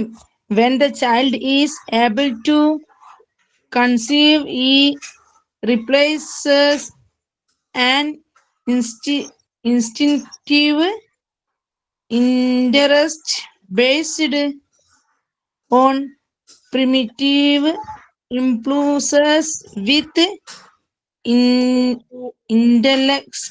intellectual interest. Now he become calmer, more controlled, and restored. Okay, very good. നിങ്ങൾ ചിന്തിക്കുന്നുണ്ടാവും അങ്ങനെ വായിക്കുമ്പോ ഞാൻ help ചെയ്യാത്തതും correct ചെയ്യാത്തതും എന്നോട് ചോദിച്ചതിന് ഞാൻ പറഞ്ഞു നമ്മുടെ Montessori method ഇതാണ്. Okay, so ഇനി ഇപ്പം നമ്മുടെ ക്ലാസ്സിൽ തന്നെ വേറൊരാൾ ഇത് വായിക്കുമ്പോൾ നമ്മൾ വായിച്ച ചില കാര്യങ്ങൾ കുറച്ചുകൂടെ ഇങ്ങനെ വായിച്ച ഇമ്പ്രൂവ് ആകുന്നു നമുക്ക് ഫീൽ ആവും. സോ അതാണ് one is showing to another. ആ ഒരു രീതിയിൽ ഒരാളെ മറ്റൊരാൾക്ക് കാണിച്ചു കൊടുക്കുന്നു എങ്ങനെയാണെന്നുള്ളത്. So very good. വായിച്ചതൊന്നും പ്രോബ്ലം ഒന്നുമില്ല. ഇത് എന്തുകൊണ്ട് ഞാൻ ഹെൽപ്പ് ചെയ്തില്ല എന്ന് ചിലപ്പോൾ തോന്നുന്നുണ്ടാവൂലേ. ഞാൻ പലപ്പോഴും സ്ട്രഗിൾ ചെയ്തു, പക്ഷെ മിസ് എന്താ എനിക്കൊന്നും പറഞ്ഞു തരാത്ത. പക്ഷെ എന്നോട് ചോദിച്ചതിന് ഞാൻ പറഞ്ഞു തന്നു. ഓക്കെ, നമ്മുടെ മോണ്ടിസോറി മെത്തേഡ് ചെയ്യുമ്പോഴും നമ്മൾ ഇത് തന്നെ ചെയ്യും. പക്ഷെ ദാറ്റ് അവര് റോങ് പഠിച്ചു പോകൂലേന്ന് നമ്മൾ അവരെ കാണിച്ചു കൊടുക്കും. അപ്പൊ അവരിപ്പോ പലപ്പോഴും ചെറിയ കുട്ടികളിൽ കാണുന്നത് ഭയങ്കര ഇതായിട്ട് കമ്മ്യൂണിക്കേറ്റ് ചെയ്യും ഇംഗ്ലീഷില്. ബട്ട് സംടൈംസ് അവരുടെ ചില വേർഡ്സിലൊക്കെ ചില വ്യത്യാസങ്ങൾ വരും. ലൈക്ക് സി, നമുക്കറിയാം സി എന്ന് പറഞ്ഞു കഴിഞ്ഞാൽ അതിന്റെ പാസ്റ്റ് ടെൻസ് സോ എന്നാണെന്ന്. SEE കാണുക എന്നുള്ളതിന്റെ SAW ആണ് അതിന്റെ പാസ്റ്റ് ടെൻസ്. കണ്ടു എന്നുള്ളത് അതാണെന്ന് അറിയാം. ബട്ട് സംടൈംസ് കുട്ടികൾ ഇങ്ങനെ സംസാരിക്കുമ്പോ സീഡ് എന്ന് പറയും. ചില ഇത് പാസ്റ്റ് ടെൻസ് ആക്കുമ്പോ ഒന്നല്ലെങ്കിൽ ഡി ചേർക്കണം അല്ലെങ്കിൽ ED ചേർക്കണം എന്നൊക്കെ നമുക്കറിയാം. ടോക്ട് അങ്ങനെ പറയുന്ന പോലെ തന്നെ സി എന്നുള്ളത് അവർ കോമൺ ആയിട്ട് പെട്ടെന്ന് സീഡ് എന്ന് പറയും. അവരങ്ങനെ സംസാരിക്കുമ്പോ അതങ്ങനെ വരും. ബട്ട് എപ്പോഴെങ്കിലും നമ്മൾ സംസാരിച്ച് ഐ സോ ദാറ്റ്, നമ്മളവരെ കറക്റ്റ് ചെയ്യിക്കുന്നത് നീ പറഞ്ഞത് തെറ്റാന്നല്ല. നമ്മളൊരു സെന്റൻസ് പറയുമ്പോൾ അവരെ ശ്രദ്ധിപ്പിക്കാൻ വേണ്ടിയിട്ട് നമ്മളൊരു സെന്റൻസ് അത് വെച്ച് ഉണ്ടാക്കും. അപ്പൊ പെട്ടെന്ന് അവർക്ക് അത് ക്ലിക്ക് ആവും. യെസ്, സീഡ് എന്നല്ല പറയണ്ടേ, സോ എന്നാണ് പറയേണ്ടത്. ആ രീതിയിൽ വേണം നമ്മൾ കുട്ടികളോട് കുട്ടികൾക്ക് പറഞ്ഞു കൊടുക്കാനായിട്ട്. അല്ലാതെ ഇങ്ങനെ സീഡോ ഒന്നും പറഞ്ഞിട്ട് അങ്ങനെയല്ല, അതല്ല അവിടെ പറയേണ്ട, സോ ആണെന്ന് പറയുമ്പോഴേക്കും അവനൊരു ഗിൽറ്റി ഫീലിംഗ്, ഓ ഞാൻ എന്തോ മിസ്റ്റേക്ക് ചെയ്തു. അതേസമയം നമ്മൾ കാഷ്വലി പറയുമ്പോൾ അത് കറക്റ്റ്, ആ സെന്റൻസ് കറക്റ്റ് ആക്കി നമ്മൾ പറയുമ്പോഴേക്കും അവർ ചിന്തിക്കും, ഓ ഇങ്ങനെയായിരുന്നു പറയേണ്ടത്, yes next time onwards I will do like that. രണ്ടും തമ്മിലുള്ള ഡിഫറൻസ് ഉണ്ട്. അതുകൊണ്ടാണ് മോണ്ടിസോറി ഫെസിലിറ്റേറ്റർക്ക് നല്ല കോൺസെൻട്രേഷൻ വേണം, നല്ല ഒബ്സർവേഷൻ വേണം. അല്ലെങ്കിൽ നമുക്കിത് അവർക്ക് കാണിച്ചു കൊടുക്കാൻ, അല്ലെങ്കിൽ ഇങ്ങനെയാണെന്നുള്ളത് അവരെ മനസ്സിലാക്കിക്കാൻ നമുക്ക് പറ്റില്ല. നമ്മൾ അവരെ ശ്രദ്ധിച്ചില്ലെങ്കിലും, നമ്മൾ ആ കോൺസെൻട്രേഷൻ കൂടി ശ്രദ്ധിച്ചില്ലെങ്കിലും അത് ബുദ്ധിമുട്ടാവും. അതുകൊണ്ടാണ് നിങ്ങളോട് ഞാൻ മെഡിറ്റേഷൻ പ്രാക്ടീസ് ചെയ്യാണെന്ന് പറയുന്നത്. മെഡിറ്റേഷൻ പ്രാക്ടീസ് ചെയ്യുമ്പോൾ നമ്മൾക്ക് പല പല ചിന്തകളായിരിക്കും നമ്മുടെ തലയിൽ. ഈ കോൺസെൻട്രേഷൻ എന്നുള്ളത് ചിലപ്പോൾ നമുക്ക് ശരിയാവണമെന്നില്ല. ബട്ട് നമ്മൾ ഡെയിലി മെഡിറ്റേഷൻ പ്രാക്ടീസ് ചെയ്യുമ്പോൾ നമുക്ക് നമ്മളുടെ ഒബ്സർവേഷനും കോൺസെൻട്രേഷനും നല്ല പോലെ നമ്മുടെ മുന്നിൽ വരുന്ന കുട്ടികളെ നമുക്ക് നല്ല പോലെ തന്നെ മനസ്സിലാക്കും. ക്ലാസ്സിൽ എവറി ഡേ നമുക്ക് മെഡിറ്റേഷൻ ഒന്നും ചെയ്യാൻ സമയം കിട്ടുന്നില്ല. ബട്ട് നമുക്ക് വേണമെങ്കിൽ വൺസ് ഇൻ എ വീക്ക് നിങ്ങളെ ആരുടെയെങ്കിലും ക്ലാസ്സിൽ ഇപ്പൊ ടീച്ചേഴ്സിനോട് അങ്ങോട്ട് പറഞ്ഞാലും അവർ ഹാപ്പി ആകും. എക്സ്ക്യൂസ് മീ മാം, മാം ഇപ്പൊ പറഞ്ഞില്ലേ മെഡിറ്റേഷൻ ഡെയിലി ആവൂല. നമ്മളെ സ്കൂൾ, ഞാൻ ഇപ്പൊ വർക്ക് ചെയ്യുന്ന സ്കൂളിൽ ഡെയിലി മെഡിറ്റേഷൻ വേണം. അവര് ടെക്സ്റ്റ് ബുക്കിൽ തന്നെ ഓരോ ദിവസം മൺഡേ ട്യൂസ്ഡേ എന്ന് പറഞ്ഞിട്ട് മെഡിറ്റേഷൻ ഇങ്ങനെ കൊടുത്തിട്ടുണ്ട് നമുക്ക്. അത് നമുക്ക് ഹാഫ് ആൻ അവർ അത് ചെയ്തതിന് ശേഷം മാത്രമേ ക്ലാസ് അറ്റൻഡ് ചെയ്യാൻ പറ്റുന്നുള്ളൂ. ഞാൻ ഉദ്ദേശിച്ച എല്ലാ ഡെയിലും നമ്മുടെ ക്ലാസ്സിൽ 1 hour അല്ലേ ഉള്ളൂ, നമുക്ക് മെഡിറ്റേഷൻ ചെയ്യാനുള്ള സമയമില്ല. But you have to practice in your LKG to UKG ഒരേ ടീച്ചർ ആയിരിക്കും ma'am. PKG LKG UKG full time ഒരേ ടീച്ചറാണ് മെയിൻറ്റെയിൻ ചെയ്യുന്നത്. ആണോ? ഞാൻ അതല്ല പറഞ്ഞേ, നമ്മളുടെ ഈ ക്ലാസ് റൂമില്ലേ 1 hour പ്രെയർ വേണം, തോട്ട് ഓഫ് ദി ഡേ വേണം, സൈനിങ് സ്കൂളിൽ പോയാലുള്ള കഥയാ മാം പറഞ്ഞേ. സോറി. ഇപ്പൊ 5 ദിവസം ക്ലാസ്സിൽ അപ്പം വേറെ ടീച്ചർമാരൊക്കെ വരുമല്ലോ. നിങ്ങൾക്ക് ഒരു ദിവസം തോന്നുവാണ് ഇന്നൊരു മെഡിറ്റേഷൻ ചെയ്യുവാണെങ്കിൽ നല്ലതായിരിക്കും പറഞ്ഞു കഴിഞ്ഞാൽ ദാറ്റ്സ് ഓക്കെ, അതൊന്നും കുഴപ്പമില്ല കേട്ടോ. ഞാൻ എല്ലാ ദിവസവും നമുക്ക് ഇവിടെ ചെയ്യാൻ പറ്റാത്തതിന്റെ ഒരു ബുദ്ധിമുട്ട് പറയുമായിരുന്നു. ഇപ്പൊ പവർ ഓഫ് അറ്റൻഷൻ വായിച്ചത് ആരായിരുന്നു? എനിക്ക് പേര് ഞാൻ കണ്ടില്ല. മുഫൈസ. അപ്പൊ പവർ ഓഫ് അറ്റൻഷനിൽ ഡോക്ടർ മറിയ മോണ്ടിസോറി കൺക്ലൂഡ് ചെയ്യുന്നത് കുട്ടിയുടെ ഡെവലപ്മെന്റ് വളരെ സെൻസിറ്റീവ് ആണ് ടു ദ എൻവിയോൺമെന്റ്. വളരെ ഇൻട്രസ്റ്റ് ആയിട്ടായിരിക്കും പല കാര്യങ്ങളും ചെയ്യുന്നത്, ക്രിയേറ്റീവ് ആയിരിക്കും കുട്ടി കൂടുതലും. ആ കോൺസെൻട്രേഷന്റെ പവർ കൂടുതൽ യൂസ് ചെയ്യുന്നു to consolidate and develop their personality. അവരുടെ പേഴ്സണാലിറ്റി ഡെവലപ്പ് ചെയ്യാനും അത് നല്ല രീതിയിൽ ഫോക്കസ് ചെയ്യാനായിട്ട് ഈ കോൺസെൻട്രേഷൻ യൂസ് ചെയ്യും. അവർ പലപ്പോഴും നാച്ചുറലി അവർ ഇൻസ്പയർഡ് ആണ്. അവർക്കൊരു ഇൻസ്പിറേഷൻ, പ്രചോദനം കിട്ടുന്നുണ്ട്. എന്തെല്ലാമാണ് ചുറ്റുപാടും കാണുന്ന കളേഴ്സ്, സ്മെൽ, ശബ്ദം, നോയ്സ്. ചിലപ്പോൾ ചില സോങ് ഒക്കെ കേൾക്കുമ്പോൾ അവർ ഭയങ്കര അവരുടെ ബോഡിയിൽ തന്നെ ഒരു റിതം നമുക്ക് കാണാനായിട്ട് പറ്റും.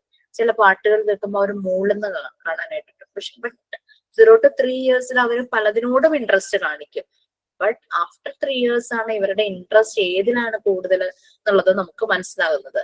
ആ 0 to 3 years പല കുട്ടികളും ഡാൻസ്, ഇങ്ങനെ ബോഡി മൂവ്മെന്റ്, ഡാൻസിങ് പോലെ കാണിക്കുന്നുണ്ടാവും, പാട്ട് മൂളുന്നുണ്ടാവും. But that doesn't mean that അവർക്ക് പാട്ടിനോടാണ് അല്ലെങ്കിൽ ഡാൻസിനോടാണ്. ചിലർ വരയ്ക്കുന്നുണ്ടാവും, ഭയങ്കര വരയായിരിക്കും.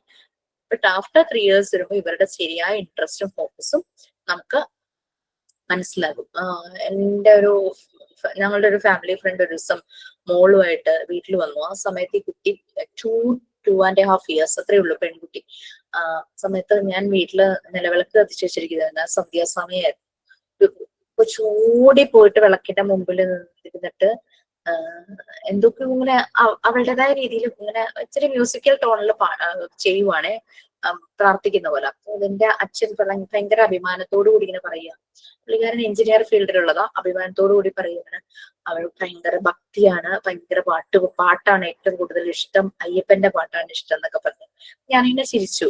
അപ്പം ഈ കൊച്ചിന്റെ അമ്മ അത് ഒരു ടീച്ചറാണ്, പഠിപ്പിക്കുന്ന വലിയ കുട്ടികളെയാണ്, പോളിടെക്നിക്കിലാണെങ്കിലും. അത് പറഞ്ഞു, ചേച്ചി അങ്ങനെയൊന്നുമില്ല, ഇപ്പൊ നമുക്കൊന്നും പറയാൻ പറ്റില്ല. അതൊരു ടീച്ചർ ആയതുകൊണ്ട് she knows the psychology of the kids. ഇപ്പൊ നമുക്കതൊന്നും പറയാൻ പറ്റില്ല എന്ന് പറഞ്ഞു. ഞാനും ചിരിച്ചു. ഇപ്പൊ ആ കുട്ടി 9th സ്റ്റാൻഡേർഡിലായി. അവളുടെ ഇൻട്രസ്റ്റ് ഈ പറയുന്ന ഇതിനോടൊന്നും ഒരു ഇൻട്രസ്റ്റ് ഇല്ല, പാട്ടിനോടും ഇല്ല, ഡാൻസിനോടും ഇല്ല. സ്കൂളിൽ ഒരു പ്രോഗ്രാമിലും പാട്ടിലും ഇല്ല, ഡാൻസിലും ഇല്ല. സ്കേറ്റിംഗ് ആണ് ആൾക്ക് ഭയങ്കര ഇഷ്ടം. അതിൽ ഭയങ്കര കോൺസെൻട്രേറ്റ്, അതിൽ നല്ല ടോപ്പാണ്, ഇന്റർനാഷണൽ ലെവലിലൊക്കെ അതിന് പ്രൈസ് കിട്ടിയിട്ടുണ്ട്. അപ്പൊ നമുക്ക് ആ ഒരു ഏജിൽ പറയാൻ പറ്റില്ല കുട്ടിക്ക് ഏതിലാണ് അവരുടെ ഫോക്കസ് എന്നുള്ളത്. But we have to observe and we have to find out what their interest. നമ്മൾ ഒബ്സർവ് ചെയ്യണം, നമ്മൾ മനസ്സിലാക്കണം എന്താണ് കുട്ടിയുടെ ഇൻട്രസ്റ്റ്, അവരുടെ സ്കിൽ എന്താന്നുള്ളത് നമ്മൾ മനസ്സിലാക്കണം. അത് നമ്മൾ അങ്ങ് ഇഗ്നൈറ്റ് ചെയ്ത് കൊടുക്കണം, കത്തിച്ചു വിടണം. ഓക്കെ, ഫോക്കസ് ചെയ്യാനും പേഴ്സണാലിറ്റി ബിൽഡ് ചെയ്യാനും എല്ലാം ഈ സമയത്ത് ഡെവലപ്പ് ചെയ്യുന്നു. കുട്ടികൾ പല രീതിയിലുള്ള മെറ്റീരിയൽസുമായിട്ട് അട്രാക്റ്റഡ് ആയിരിക്കും. To appeal to their 5 senses. അവരുടെ 5 സെൻസസ് ഉണ്ട്, കാണുന്നത്, കേൾക്കുന്നത്, തൊട്ട് നോക്കുന്നത്, ടേസ്റ്റ് ചെയ്യുന്നത്, മണക്കുന്ന, ആ എല്ലാ 5 സെൻസും യൂസ് ചെയ്തിട്ടായിരിക്കും പല കാര്യങ്ങളും മനസ്സിലാക്കുന്നത്. ഓക്കെ, കോൺസെൻട്രേഷൻ ലെവൽ, അത് ഈ ഒരു രീതിയിൽ അങ്ങനെ ഫോക്കസ് ചെയ്ത് പോകുന്നു. കോൺസെൻട്രേഷൻ ഭയങ്കരമായിട്ട് കൂടുതലായിരിക്കും ഈ ഒരു സമയത്ത്. പലതും മനസ്സിലാക്കിയത് നല്ല കോൺസെൻട്രേഷനോട് കൂടി ചിന്തിക്കും. പുതിയ പുതിയ ഡിസ്കവറീസ് ആയിരിക്കും കുട്ടികൾ ചെയ്യുന്നത്. നമ്മളോട് ഭയങ്കരമായിട്ട് വൈ ക്വസ്റ്റ്യൻസ് അവർ ചോദിക്കും, എന്തുകൊണ്ട് അത് ഇങ്ങനെ ഇരിക്കുന്നേ, അതെന്താ ഇങ്ങനെ ഇരിക്കാത്ത, അങ്ങനെയുള്ള രീതിയിലുള്ള ഭയങ്കര ഡൗട്ട്സും കാര്യങ്ങളൊക്കെ ആയിരിക്കും. മനസ്സിങ്ങനെ ഒരു കോൺടേർഡ് എന്ന് പറഞ്ഞാൽ ഡീപ്ലി അവർ ഭയങ്കരമായിട്ട് ചിന്തിക്കും. ഒരു അഡൽട്ട് എന്താണ് അതുപോലെ ആയിരിക്കില്ല പല കാര്യങ്ങളോടും അവർ കാണിക്കുന്നതും, അവരുടെ ആ ഒരു തോട്ട് പ്രോസസ് പോകുന്നതും. കോൺസെൻട്രേഷൻ പല രീതിയിലും ബിൽഡ് ചെയ്യുവാണ് കുട്ടിയെ. ട്രഷർ, അതായത് പല രീതിയിലും അവനെ അങ്ങ് വലുതാക്കുക. അങ്ങനെ അവന്റെ ഇൻട്രസ്റ്റ് എന്താണോ ആ ഇൻട്രസ്റ്റിനനുസരിച്ച് ഇവന്റെ ഇന്റലക്ച്വൽ ലെവലും കൂടും. അതാണ് ഒരു സർട്ടൻ ഏജ് കഴിയുമ്പോഴേക്കും, ഒരു 7th സ്റ്റാൻഡേർഡ് അല്ലെങ്കിൽ 8th സ്റ്റാൻഡേർഡ് ആകുമ്പോഴേ തന്നെ, അല്ലെങ്കിൽ അതിന് മുമ്പേ തന്നെ കുട്ടി ഒരു ഫോക്കസിലെത്തും. ഞാൻ എന്ത് പഠിക്കണം ആഫ്റ്റർ മൈ 10th അല്ലെങ്കിൽ ആഫ്റ്റർ മൈ +2, അവർക്ക് വ്യക്തമായ ധാരണ വരും. അല്ലാതെ നമ്മൾ ശരിയായ രീതിയിൽ ഇവരെ സപ്പോർട്ട് ചെയ്യാതെ അല്ലെങ്കിൽ ഇവരുടെ ഡെവലപ്മെന്റിന് നമ്മൾ തടസ്സം നിൽക്കുവാണെങ്കിൽ അവര് കൺഫ്യൂഷനിലായിരിക്കും.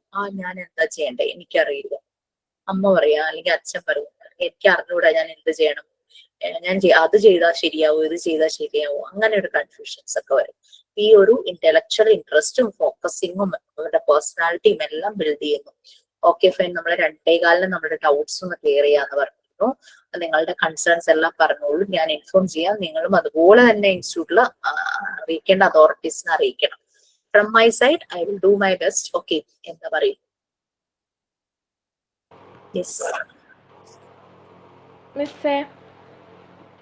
മിസ് ഇന്നലെ പറഞ്ഞില്ലായിരുന്നോ മൊഡ്യൂള് 3 എന്നാണോ പറഞ്ഞത്, അതോ പാർട്ട് 3 കഴിയുമ്പോഴാണോ നമ്മൾ ഇന്റേൺഷിപ്പിന് പോകാൻ പറ്റും എന്ന് പറഞ്ഞ്? Module 1 part 3. കാരണം പാർട്ട് 3 കഴിയുമ്പോഴെന്നല്ല, പാർട്ട് 3 നടക്കുന്ന സമയത്ത്. കാരണം പാർട്ട് 3 മോണ്ടിസോറി മെത്തേഡ് പ്യുവർ ആയിട്ട് നിങ്ങൾ പഠിക്കുക. നമ്മൾ ഇപ്പൊ ചെയ്തുകൊണ്ടിരിക്കുന്ന ഭാഗം, ഇപ്പൊ ഈ law of independence, law of work, കുട്ടി അബ്സോർബൻ മൈൻഡ് ആണ്, സെൻസിറ്റീവ് പീരീഡ് ആണെന്നൊക്കെ കേൾക്കുമ്പോൾ നമ്മളുടെ മുന്നിൽ ഒരു കൊച്ചു വരുമ്പോൾ നമുക്കറിയാം അവനെ ഏതൊക്കെ രീതിയിൽ നമുക്ക് മുന്നോട്ട് കൊണ്ടുപോകാനായിട്ട് പറ്റുന്നുള്ളത്. അപ്പൊ ഈ ഒരു പോർഷൻ വരുമ്പോഴേക്കും നമ്മൾ കുട്ടികളെ അറിഞ്ഞിരിക്കും. സെക്കൻഡ് പാർട്ടിൽ നിങ്ങൾ ചൈൽഡ് ഡെവലപ്മെന്റും കുട്ടികളുടെ സൈക്കോളജിയും കഴിഞ്ഞു. അപ്പൊ പാർട്ട് 3 കടക്കുമ്പോഴേക്കും നമ്മൾ ഇത് ഇന്റേൺഷിപ്പിന് അല്ലെങ്കിൽ ടീച്ചിങ് പ്രാക്ടീസിന് പോയി തുടങ്ങുമ്പോൾ നമുക്ക് ഈസി ആയിരിക്കും കുറച്ചുകൂടെ. അതേസമയം കോഴ്സ് തുടങ്ങുന്ന ആ ഒരു മന്ത് തന്നെ പോകുമ്പോഴേക്കും നമുക്ക് ആകെ കൺഫ്യൂഷൻ ആയിരിക്കും. കുട്ടികളെ എങ്ങനെ ഹാൻഡിൽ ചെയ്യും, ഒരു പ്രോബ്ലം ഉണ്ട് ഒരു കുട്ടിക്ക് പഠിക്കുന്ന കാര്യത്തിൽ ചെറിയൊരു പ്രശ്നമുണ്ട്, അപ്പൊ ഞാൻ എങ്ങനെ അത് ഹാൻഡിൽ ചെയ്യും. അപ്പൊ ഈ ഒരു ഭാഗം കഴിഞ്ഞു പോയ എല്ലാവരും വളരെ കോൺഫിഡന്റ് ആയിട്ട് വളരെ സക്സസ്ഫുള്ളി ടീച്ചിങ് പ്രാക്ടീസ് കംപ്ലീറ്റ് ചെയ്ത് വന്നിട്ടുണ്ട്. അതുകൊണ്ടാണ് ഞാൻ ഈ ഒരു ടൈം പറഞ്ഞത്. കോഴ്സ് കഴിഞ്ഞിട്ട് പോകണമെന്നൊന്നുമില്ലേ? ഇടയ്ക്ക് പോകുന്നതിന് കുഴപ്പമൊന്നുമില്ല? അവിടെ നിന്ന് ഓഫർ ലെറ്റർ അതൊക്കെ പ്രൊവൈഡ് ചെയ്യൂ? പ്രൊവൈഡ് ചെയ്യും. ഇടയ്ക്കാണ് ഇൻ ബിറ്റ്വീൻ ദ കോഴ്സ്, അതായത് ഏകദേശം മിഡ് ആവുമ്പോഴാണ് നമ്മൾ ടീച്ചിങ് പ്രാക്ടീസ് പോകുന്നത്. ബിഎഡുകാരും അങ്ങനെയല്ലേ, അവരുടെ കോഴ്സിനിടയ്ക്കല്ലേ പോകുന്നത്. കഴിഞ്ഞിട്ട് 2 മാസമല്ലേ നമ്മൾ ഇന്റേൺഷിപ്പ് ചെയ്യണ്ടേ? അപ്പൊ നമ്മളിപ്പോ പഠിക്കുന്നത് 3rd പാർട്ടാണ്. അപ്പൊ നമ്മൾ ഈ ജാനുവരി ഫെബ്രുവരിയിൽ ചെയ്യാനല്ലേ പറ്റുള്ളൂ. പിന്നെ മാർച്ചിൽ സ്കൂൾ അടയ്ക്കില്ലേ, പിന്നെ ജൂൺ ആവില്ലേ തുടങ്ങുമ്പോ അടുത്ത ഇന്റേൺഷിപ്പിന് പോണെങ്കിൽ? ആക്ച്വലി 10 to 15 days മതി ടീച്ചിങ് പ്രാക്ടീസ്. ബട്ട് പ്രാക്ടീസ് ആവുമല്ലോ, എക്സ്പീരിയൻസ് കിട്ടുമല്ലോ എന്ന് പറഞ്ഞാൽ എല്ലാവരും 1 month 2 month 3 month വരെയും ചെയ്തവരുണ്ട്. 45 days 50 days ഒക്കെ ചെയ്തവരുണ്ട്. അപ്പൊ 2 മാസം ചെയ്യണം എന്ന് നമ്മളെ ഇൻസ്റ്റിറ്റ്യൂട്ടിൽ നിന്ന് പറഞ്ഞിട്ടുണ്ടാവുന്നു. അപ്പൊ നമ്മൾ 2 മാസം ചെയ്യണ്ടേ? പറഞ്ഞിട്ടുണ്ടെങ്കിൽ നിങ്ങൾ you have to do 2 months. അപ്പൊ അത് ഷെഡ്യൂൾ ചെയ്യണം. കാരണം ഇപ്പൊ പോകുമ്പോഴുള്ള പ്രോബ്ലം എന്താന്ന് വെച്ച് കഴിഞ്ഞാൽ പല സ്കൂളുകളിലും ആനുവൽ ഡേ ചിലടത്ത് കഴിഞ്ഞിട്ടുണ്ടാവും കേട്ടോ. അതിന്റെ തിരക്കുകൾ. പിന്നെ അത് മാത്രമല്ല, ഇപ്പൊ 10th വരെയൊക്കെയുള്ള സ്കൂളുകളാണെങ്കിൽ അവര് 10th കുട്ടികളുടെ പരീക്ഷയുടെ തിരക്കിലായിരിക്കും അവിടുത്തെ പ്രിൻസിപ്പളും ബാക്കി ടീച്ചേഴ്സും. അപ്പൊ ചിലപ്പോ പെർമിറ്റ് ചെയ്തില്ല എന്ന് വരാം. പിന്നെ KG സെഷൻ സെപ്പറേറ്റ് ആണെങ്കിൽ പ്രോബ്ലം അല്ല, അപ്രോച്ച് ചെയ്തു നോക്കും. Okay miss, thank you. നിങ്ങൾ ഏത് ബാച്ച് ആയിരുന്നു, മീൻസ് ഏത് മന്ത് ആയിരുന്നു നിങ്ങളുടെ സ്റ്റാർട്ട് ചെയ്ത ക്ലാസ്? ഞങ്ങൾ August 29. അപ്പൊ നെക്സ്റ്റ് ഓഗസ്റ്റ് ആവണ വരെ നിങ്ങൾക്ക് ടൈം ഉണ്ട്, മീൻസ് കോഴ്സ് തീരാനായിട്ട് അല്ലെ? ജൂണിലല്ലേ എക്സാം വരുവുള്ളൂ? ജൂൺ ജൂലൈ ആ ഒരു സമയത്തല്ലേ. ഞാൻ ചോദിക്കാൻ കാരണം എന്താണെന്ന് വെച്ചാൽ ഏപ്രിൽ മെയ് ഒക്കെ ആകുമ്പോൾ സ്കൂളുകളിൽ അത് ഹയർ ചെയ്യാൻ തുടങ്ങും ടീച്ചേഴ്സിനെ. അപ്പൊ ആ സമയത്ത് ഒന്ന് അപ്ലൈ ചെയ്തിട്ടോ, നമ്മൾ കോഴ്സ് കഴിഞ്ഞില്ലെങ്കിലും ചെയ്തുകൊണ്ടിരിക്കുക എന്നുള്ള രീതിയിൽ നിങ്ങൾക്ക് അപ്ലൈ ചെയ്യാമല്ലോ. ടീച്ചിങ് പ്രാക്ടീസും കഴിഞ്ഞിട്ടുണ്ടെങ്കിൽ നമുക്ക് വളരെ ധൈര്യമായിട്ട് അപ്ലൈ ചെയ്യാം. അല്ല, നമ്മൾ ഈ ഇടയ്ക്ക് ടീച്ചിങ് പ്രാക്ടീസും ഈ പഠിത്തവും കൂടി കൊണ്ടുപോവുകയാണെങ്കിൽ നമുക്ക് പഠിത്തം തീരുന്നതിന്റെ ഒപ്പം ടീച്ചിങ് പ്രാക്ടീസും തീരുമല്ലോ. അപ്പൊ രണ്ടും മെയിൻറ്റെയിൻ ചെയ്ത് കൊണ്ടുപോകല്ലോ. അതാ ഞാൻ ചോദിച്ചത്. കുറച്ച് പേര് കോഴ്സ് കഴിഞ്ഞിട്ട് എന്നോട് പറഞ്ഞവർ അവർക്ക് ചില പേഴ്സണൽ ബുദ്ധിമുട്ട്, കാരണം ചിലര് പ്രഗ്നന്റ് അല്ലെങ്കിൽ ബേബി ഉണ്ടായ ഉടനെ, അപ്പൊ അങ്ങനെയൊക്കെ അവർക്ക് പോവാൻ ബുദ്ധിമുട്ടായിരുന്നു. അപ്പൊ അതുകൊണ്ട് അവര് പറഞ്ഞു ഞങ്ങൾ കഴിഞ്ഞിട്ട് പതുക്കെ സാവകാശം ചെയ്യുന്നുള്ളൂ. അങ്ങനെ പറഞ്ഞ കുറച്ച് പേരുണ്ട് കേട്ടോ വേറെ ബാച്ചുകളിൽ. ഈ ബാച്ചിന്റെ കാര്യമില്ല. അപ്പൊ ഇത് അതുപോലെ ആരെങ്കിലും ഉണ്ടെങ്കിൽ നിങ്ങളുടെ കൺവീനിയൻസ് കംഫർട്ടബിലിറ്റി അനുസരിച്ച് കാര്യങ്ങൾ ചെയ്താൽ മതി.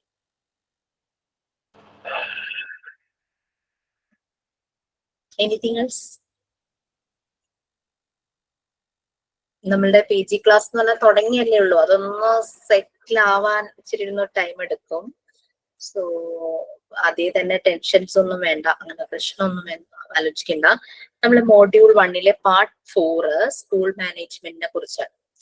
അപ്പൊ അതിന്റെ ഒരു ഹയർ വേർഷനാണ് നമ്മൾ PGയിൽ പഠിക്കുന്നുണ്ട്. എന്ന് വെച്ചാൽ ഒരു സ്കൂള് തുടങ്ങാൻ നിങ്ങൾ പ്രാപ്തരാകും ആ ഒരു സെഷൻ അങ്ങ് കഴിയുമ്പോഴേക്കും. സ്വന്തമായിട്ട് പ്രീ സ്കൂളോ ഡേ കെയറോ ഒക്കെ തുടങ്ങണമെന്ന് ആഗ്രഹമുള്ളവരുണ്ടാവുമല്ലോ. So it will help. Okay മിസ്സേ, PGയുടെ മോഡ്യൂള് 4ഉം 5ഉം PDF ആയിട്ടൊന്ന് അയച്ചു തരാൻ പറ്റുമോ? അത് ഞാനൊന്ന് പറയാം. അതെങ്ങനെയാ തീരുമാനിച്ചിരിക്കുന്നതെന്ന് എനിക്കറിയില്ല. ബുക്സ് റെഡിയാണ്, എന്താണെന്ന് അറിയില്ല. അത് നിങ്ങളും കോണ്ടാക്ട് ചെയ്യേണ്ടതായിട്ട് വരും കേട്ടോ അഡ്മിനിസ്ട്രേഷനിൽ. ഓക്കെ. PDF ആയിട്ട് കിട്ടുകയാണെങ്കിൽ നമുക്ക് ഫോട്ടോസ്റ്റാറ്റ് എടുത്ത് പഠിച്ചാൽ മതിയല്ലോ എന്ന് വിചാരിച്ചു. മെയിൻ എക്സാമിന് എത്ര ക്വസ്റ്റ്യൻസ് ഉണ്ടാവും? 100 ആണോ? മെയിൻ എക്സാം എന്ന് പറഞ്ഞ കോഴ്സ് ലാസ്റ്റ് ഫൈനൽ എക്സാം അല്ലേ ഉദ്ദേശിച്ചേ? ഫൈനൽ. ഇപ്പൊ അതിനെപ്പറ്റി ഒരു ഡിസ്കഷൻ നടക്കണേ ഉള്ളൂ. അത് കൺഫേം ചെയ്തിട്ടില്ല. അതൊക്കെ ആ സബ്ജക്ട് വൈസ് ആക്കണോ എന്നുള്ള ഒരു ഡൗട്ട് അത്രേ ഉള്ളൂ. കാരണം അല്ലെങ്കിൽ നിങ്ങൾക്ക് ഒത്തിരി പഠിക്കാനുള്ള പോലെ ഫീൽ ചെയ്താലോ എന്ന് വിചാരിച്ചിട്ടേ സബ്ജക്ട് വൈസ് ആക്കി കുറച്ചൊന്ന് ഒരു റിലാക്സേഷൻ ആകുമല്ലോ. അപ്പൊ 2-3 ദിവസം വെച്ച് ചെയ്യാനായിരിക്കും അല്ലേ? ഓരോ സബ്ജക്ട് ഓരോ ദിവസമായിരിക്കും. മനസ്സിട്ടില്ല, കാരണം എനിക്ക് അങ്ങനെ തോന്നി, അത് നന്നായിരിക്കുന്നു തോന്നി. ഓക്കെ. ഞാനൊന്ന് ചോദിച്ചു നോക്കാം, അത്രേ ഉള്ളൂ. Okay, thank you.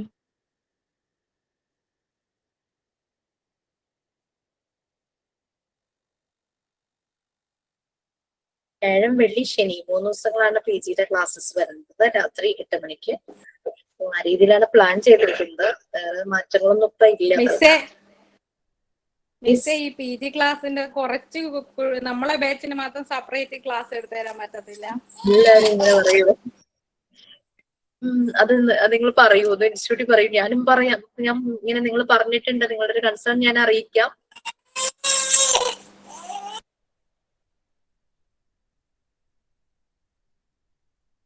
അത് ഫസ്റ്റ് ഒരു വീക്കിലുള്ള ഒരു ബുദ്ധിമുട്ടാണ്, പിന്നെ അതങ്ങ് സെറ്റ് ആയിക്കൊള്ളുമായിരിക്കും.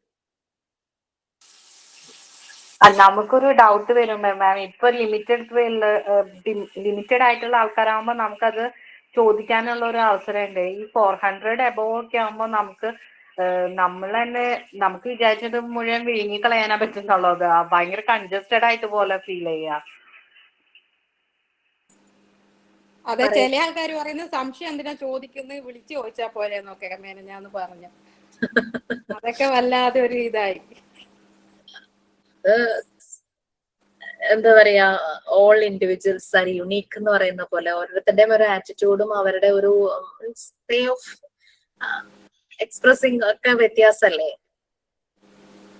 നമ്മൾക്ക് ലാസ്റ്റ് നമ്മളെ ബാച്ചിലുള്ളവർക്ക് നമ്മളെന്താന്ന് എല്ലാവർക്കും ഇപ്പൊ അറിയാം. വേറെ ബാച്ചിലുള്ള പിള്ളേര് നമ്മൾ ഒന്നും അല്ലാത്തതാണോ എന്നൊക്കെ ഉള്ളൊരു നമ്മളുടെ ചൂണ്ടിക്കാണിക്കുന്ന പോലെയൊക്കെ ചിലർക്ക് ഫീൽ ചെയ്തു എന്ന് അറിയുന്നുണ്ടായിരുന്നു. അപ്പൊ അതുകൊണ്ടാണ് നമുക്ക് എന്തോ അഡ്ജസ്റ്റ് ചെയ്യാൻ കുറച്ച് ബുദ്ധിമുട്ടുള്ള പോലെ തോന്നി. ഇപ്പൊ സംശയങ്ങൾ ചോദിച്ചാൽ മറ്റുള്ളവര് നമ്മളെ ഫോക്കസ് ചെയ്ത് എന്തോ കുറ്റപ്പെടുത്തുന്ന പോലെയൊക്കെയാ തോന്നിയിരുന്നേ. അങ്ങനെയൊന്നും വിചാരിക്കണ്ട. ഉണ്ടാവില്ലായിരിക്കും, പക്ഷെ ചിലരുടെ ഒരു തോന്നലാണ് അങ്ങനെ. നമുക്ക് അങ്ങനെ ഫീൽ ചെയ്തിരുന്നു ക്ലാസ് ടൈമില്. അതിന് എന്തെങ്കിലും ക്ലാസ്സിൽ എന്തെങ്കിലും ഒരു റെമഡി പോലെ ചെയ്യാൻ പറ്റുമോ ഞാനൊന്ന് ആലോചിക്കട്ടെ, നിങ്ങൾക്ക് ആ ഒരു ഫീല് വരാതിരിക്കാൻ. അങ്ങനെയല്ല മിസ്, ഇത് മിസ് പറയുമ്പോ എല്ലാരും കൂടി ഇങ്ങനെ ഷഫിൾ ചെയ്ത് സംസാരിക്കുമ്പോഴും ഒന്നും മനസ്സിലാവുന്നില്ല. ഈ 400 ക്വാണ്ടിറ്റി ഇല്ലേ, അത് കുറച്ച് 2 ബാച്ച് അങ്ങനെ ആക്കിയിട്ട് എടുക്കുവാണെങ്കിൽ നല്ലതായിരുന്നു. നോക്കാം.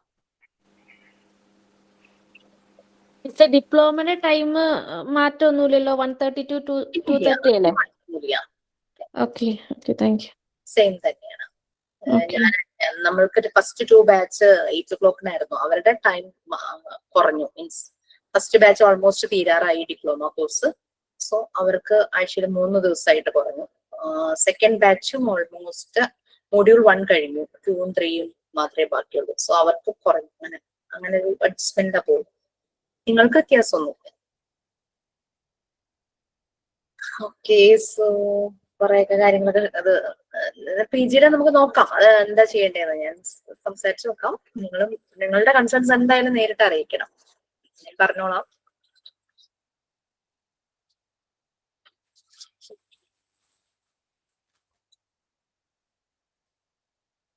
എക്സാം, ഫൈനൽ എക്സാം PGക്കും ഡിപ്ലോമയ്ക്കും ഒരുമിച്ചായിരിക്കില്ല, കാരണം ഡിഫറെന്റ് ക്വസ്റ്റ്യൻ പേപ്പർ ആയിരിക്കും. സബ്ജക്ട് വൈസ് ആണെങ്കിൽ 2 subjects എക്സ്ട്രാ ഫോർ PG. ഞങ്ങൾക്ക് അങ്ങനെയായിരുന്നു, ഞങ്ങൾക്ക് സബ്ജക്ട് വൈസ് ആയിരുന്നു. അപ്പൊ ഞങ്ങൾക്ക് PGക്കാർക്ക് 2 പേപ്പർ എക്സ്ട്രാ എഴുതണമായിരുന്നു. ബാക്കി എല്ലാ പേപ്പറും ഞങ്ങളൊക്കെ ഒരേ ദിവസമായിരുന്നു. ലാസ്റ്റ് 2 പേപ്പർ വരുമ്പോഴേക്കും അവർ എക്സാം കഴിഞ്ഞു പോയി. ഞങ്ങൾ പിന്നെ 2 എക്സാംസ് എഴുതാൻ വേണ്ടി പോകണമായിരുന്നു.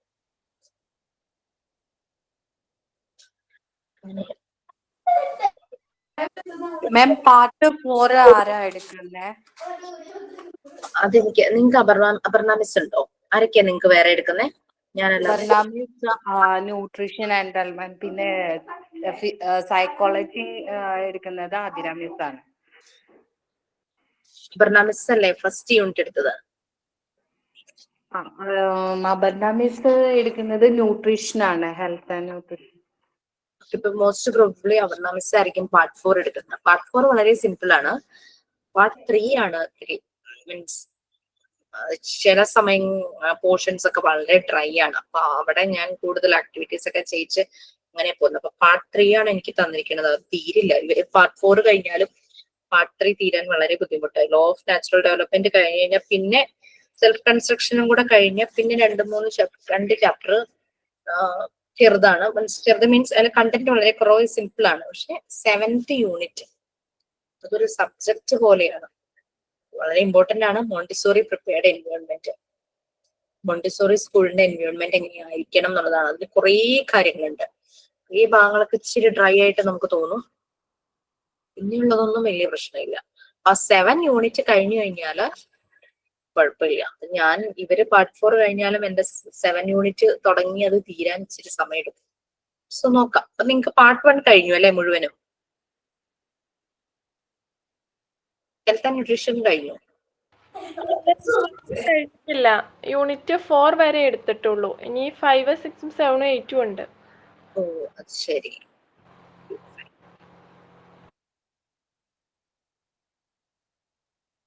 പാർട്ട് 2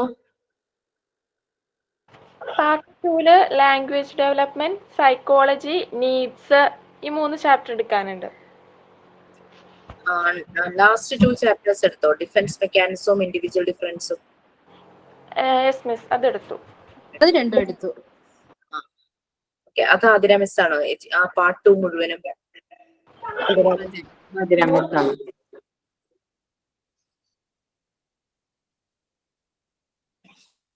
അത് പാർട്ട് 1 പാർട്ട് 1 ഒക്കെ പെട്ടെന്ന് കഴിയും, പാർട്ട് 2 പെട്ടെന്ന് കഴിയും.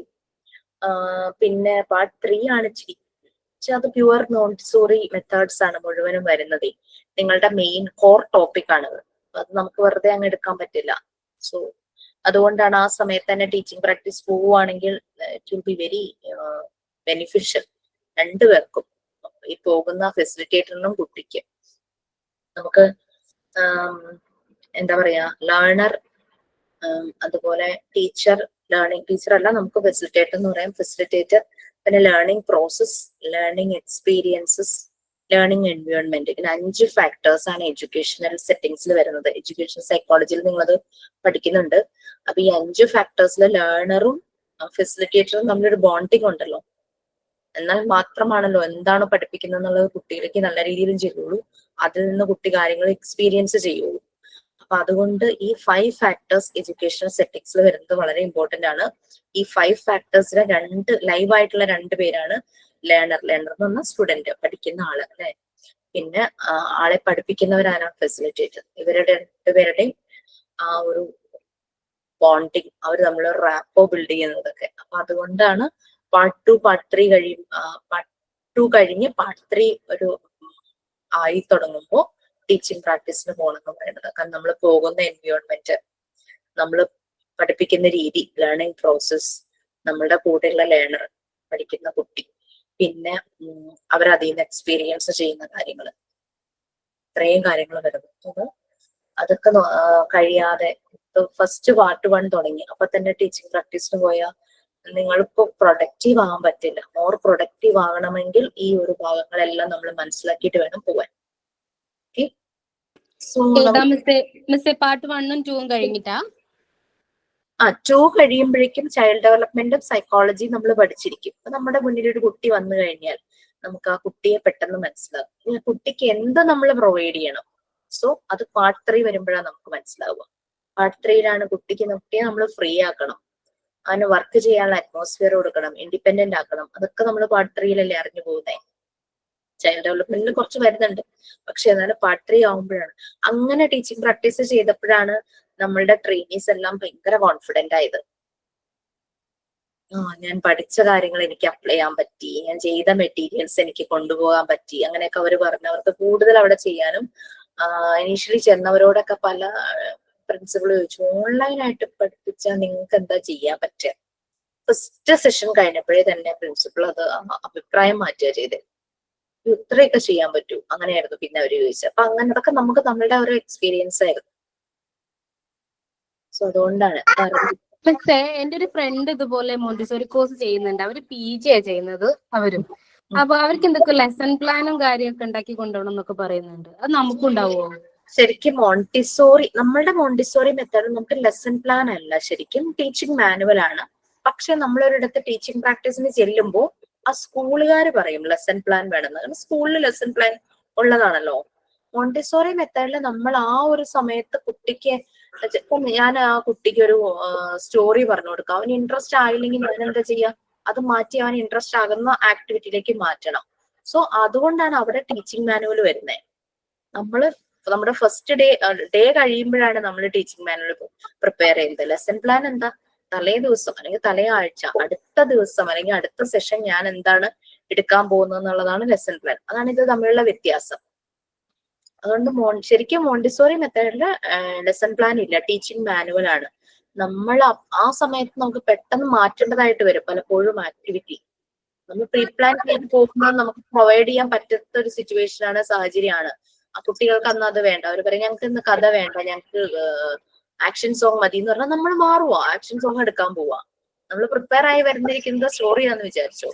ബട്ട് അത് ലെസൺ പ്ലാൻ നമ്മൾ അങ്ങനെയാണ് ചെയ്തിരിക്കുന്നത്. അപ്പൊ ആ സ്കൂള് പറയുവാണ് നിങ്ങൾ ലെസൺ പ്ലാൻ ചെയ്യിക്കണം. അപ്പൊ നമ്മള് തലേ ദിവസം തന്നെ എല്ലാം പ്രിപ്പയർ ചെയ്ത് ഞാൻ അടുത്ത ദിവസം സ്റ്റോറി പറയുന്നു, അവരെക്കൊണ്ട് ഈ ആക്ടിവിറ്റി ചെയ്യിക്കുന്നു എന്ന് പറഞ്ഞ് നമ്മൾ ചെന്ന് ടീച്ചർക്ക് സബ്മിറ്റ് ചെയ്തു. പ്രിൻസിപ്പളിന് ഇതാണ് ഞാൻ എന്റെ ലെസൺ പ്ലാൻ സബ്മിറ്റ് ചെയ്തു. പക്ഷെ ക്ലാസ്സിൽ ചെല്ലുമ്പോൾ അതാണ് മോണ്ടിസോറി പ്രിപ്പയർഡ് എൻവയോൺമെന്റ്. നമ്മുടെ മുന്നിൽ വരുന്ന കുട്ടിക്ക് അനുസരിച്ച് നമ്മൾ എൻവയോൺമെന്റ് മാറ്റുക. അപ്പം കുട്ടികൾ പറയാ ഞങ്ങൾക്ക് ഇന്ന് സ്റ്റോറി വേണ്ട, പക്ഷെ ഞാൻ ഓൾറെഡി സബ്മിറ്റ് ചെയ്ത ലെസൺ പ്ലാൻ സ്റ്റോറിയാ. സ്റ്റോറി വേണ്ടെന്ന് കുട്ടികൾ പറഞ്ഞാൽ നമ്മൾ സ്റ്റോറി എടുക്കാൻ പാടില്ല ശരിക്കും മോണ്ടിസോറി മെത്തേഡിൽ. അതാണ് രീതി. അതുകൊണ്ടാണ് മോണ്ടിസോറിയിൽ ലെസൺ പ്ലാൻ ഇല്ല. പക്ഷെ നിങ്ങൾ ടീച്ചിങ് പ്രാക്ടീസിന് പോകുമ്പോൾ അവർ പറയുകയാണ് ലെസൺ പ്ലാൻ വേണമെന്ന് പറഞ്ഞാൽ നമുക്ക് വേറെ മാർഗ്ഗമില്ല, നമ്മൾ പ്രിപ്പയർ ചെയ്ത് കൊണ്ടുപോവുക. പക്ഷെ ടീച്ചിങ് മാനുവൽ എന്തായാലും എല്ലാവരും പ്രിപ്പയർ ചെയ്യണം കേട്ടോ. കാരണം ടീച്ചിങ് മാനുവലിന്റെ ഫോർമാറ്റ് നിങ്ങൾക്ക് കിട്ടിയിട്ടുണ്ടോ? ഇല്ല മിസ്സേ. ടീച്ചിങ് മാനുവലിൽ എന്താ ഉള്ളത്? കണ്ടന്റ് ഞാൻ ജസ്റ്റ് പറഞ്ഞുതരാം. ഫോർമാറ്റ് ഞാൻ ക്ലാസ് റൂമിൽ ഷെയർ ചെയ്യാനായിട്ട് കൊടുത്തേക്കാം കേട്ടോ. കണ്ടന്റ് ഇതാണ്. നമ്മള് എന്താണ് ആക്ടിവിറ്റി ചെയ്യിക്കാൻ പോകുന്നത്? 2 കോളമാണ്. ആ ഒരു ഫസ്റ്റ് കോളത്തിൽ എന്താണ് ആക്ടിവിറ്റി ചെയ്യിക്കാൻ പോകുന്നതെന്ന് എടുത്തു. ഇപ്പം കൗണ്ടിങ് പഠിപ്പിക്കാൻ പോവാണ് കുട്ടികളെ. സിമ്പിൾ സെന്റൻസിൽ എഴുതാൻ മതി. To learn counting. അത് എന്തിൽ കൂടിയാ? നമ്മളൊരു ആക്ഷൻ സോങ് കൂടിയാണെങ്കിൽ ആക്ഷൻ സോങ് അവിടെ എഴുതുക. അത് കഴിഞ്ഞ് അതിന്റെ റിസൾട്ട്, നിങ്ങൾ എക്സ്പെക്ട് ചെയ്യുന്ന റിസൾട്ട് എന്താണ്? കുട്ടികളെ കൗണ്ടിങ് പഠിപ്പിക്കുമ്പോൾ എന്താ നമ്മൾ എക്സ്പെക്ട് കിട്ടേണ്ട റിസൾട്ട് എന്താ? അവര് കൗണ്ടിങ് പഠിക്കണം അല്ലെ? അതാണ് രണ്ടാമത്തെ കോളത്തിൽ എഴുതേണ്ടത്. അതിന്റെ താഴെ, കോളത്തിലല്ലാതെ താഴെ ജനറൽ ആയിട്ട് നമ്മൾ കൺക്ലൂഷൻ എഴുതുന്ന പോലെ അനാലിസിസ് അല്ലെങ്കിൽ ഒബ്സർവേഷൻ ആയിരിക്കും ആപ്റ്റ്. അതായത് കുട്ടികളെ കൗണ്ടിങ് പഠിപ്പിക്കാനായിട്ട് നിങ്ങൾ ചെയ്ത ആക്ഷൻ സോങ്ങിന്റെ ആ ഒരു ആക്ടിവിറ്റിയിലൂടെ നമ്മൾ എന്തെല്ലാം മനസ്സിലാക്കി. അതായത് നമ്മളുടെ ഒബ്സർവേഷൻ, നമ്മൾ കണ്ടത് എന്താ? കുട്ടികൾ ഭയങ്കര എൻജോയ് ചെയ്തു, അവരത് റിപ്പീറ്റ് ചെയ്തു, നാളെയും അവർക്ക് വേണമെന്ന് പറഞ്ഞു. ഇങ്ങനെയൊക്കെ കാര്യങ്ങളായിരിക്കും കുട്ടികൾ പറയുന്നത്. അതാണ് നമ്മൾ എഴുതേണ്ടത്. അപ്പൊ എല്ലാ ദിവസവും തന്നെ എഴുതിയില്ലെങ്കിൽ നമ്മളിത് മറന്നുപോകും. അപ്പൊ 10 days ഞാൻ അവിടെ പോയി, ടീച്ചിങ് പ്രാക്ടീസിന് പോയി. അപ്പൊ 10 ദിവസവും ഞാൻ ഈ ടീച്ചിങ് മാനുവല് ഓരോരോ പേപ്പറിലായി എഴുതി ഫയൽ ചെയ്യുവാണ്. ഇത് നമ്മൾക്ക് ഫ്യൂച്ചർ റെഫറൻസാ. ഞാൻ ആ ഇൻസ്റ്റിറ്റ്യൂട്ടിൽ ടീച്ചിങ് പ്രാക്ടീസിന് പോയപ്പോ ഞാൻ എന്തെല്ലാം ചെയ്തു, ആ ചെയ്തതിൽ നിന്ന് ഞാൻ കണ്ടത് എന്തെല്ലാമാണ്, എന്റെ ഒബ്സർവേഷൻ എന്തായിരുന്നു. ഇതാണ് നമ്മളുടെ മോണ്ടിസോറിയുടെ ടീച്ചിങ് മാനുവൽ. പക്ഷെ സ്കൂളുകാർ പറയാം നിങ്ങൾ ലെസൺ പ്ലാൻ പ്രിപ്പയർ ചെയ്തേ പറ്റൂ എന്ന് പറയുകയാണെങ്കിൽ ജസ്റ്റ് ചോദിക്കുക ഇവിടെ അതിന് ഫോമാറ്റ് ഉണ്ടോ, ടീച്ചർമാർ യൂസ് ചെയ്യുന്ന ഫോമാറ്റ് എനിക്ക് തരാൻ പറ്റുമോ എന്ന് ചോദിക്കുക. അവരൊക്കെ എന്നാൽ ഫോമാറ്റ് തരാം, ഇതുപോലെ ചെയ്താൽ മതി എന്ന് പറയുകയാണെങ്കിൽ നമുക്ക് അതുപോലെ ചെയ്തു വെക്കാം. ബട്ട് നമ്മൾക്കൊരു ടീച്ചിങ് മാനുവൽ കയ്യിലുണ്ടാവണം. മോണ്ടിസോറി മെത്തേഡിൽ ഇമ്പോർട്ടന്റ് അതാണ് ഒബ്സർവേഷൻ. ഞാൻ ആ ആക്ടിവിറ്റി കൊടുത്തപ്പോൾ ഞാൻ കണ്ട കാര്യങ്ങൾ എന്താണ്, കുട്ടികളിൽ ഉണ്ടായ മാറ്റങ്ങൾ, അതാണ് നമ്മൾ എഴുതി വെക്കേണ്ടത്. ഓക്കെ, ഞാനത് അയച്ചിട്ട് നെക്സ്റ്റ് ക്ലാസ്സിൽ അത് ഒന്നുകൂടെ ഡീറ്റെയിൽ ആയിട്ട് ഞാൻ പറഞ്ഞുതരാം. നമുക്ക് സൈൻ ഔട്ട് ആരോ ഉണ്ടെന്ന് പറഞ്ഞു, നമുക്ക് വൈൻഡപ്പ് ചെയ്യാം. സൗമ്യയാണോ സൈൻ ഔട്ട്? അതെ. Good afternoon, Disha ma'am and my friends. I am Saumya. Today I have got an opportunity to say sign off. First of all, I would like to say thanks, Disha ma'am, for guiding us through an incredible training journey. Thank you, ma'am. The class Unit 3 that Misha took today was to give a better understanding of a development of children. Thank you very much to my classmates for your discussion, comprehension, flexibility, and making our training section so beautiful. Once again, thank you, ma'am. Okay, thank you so much. Have a nice day. Thank you. Bye. Thank you.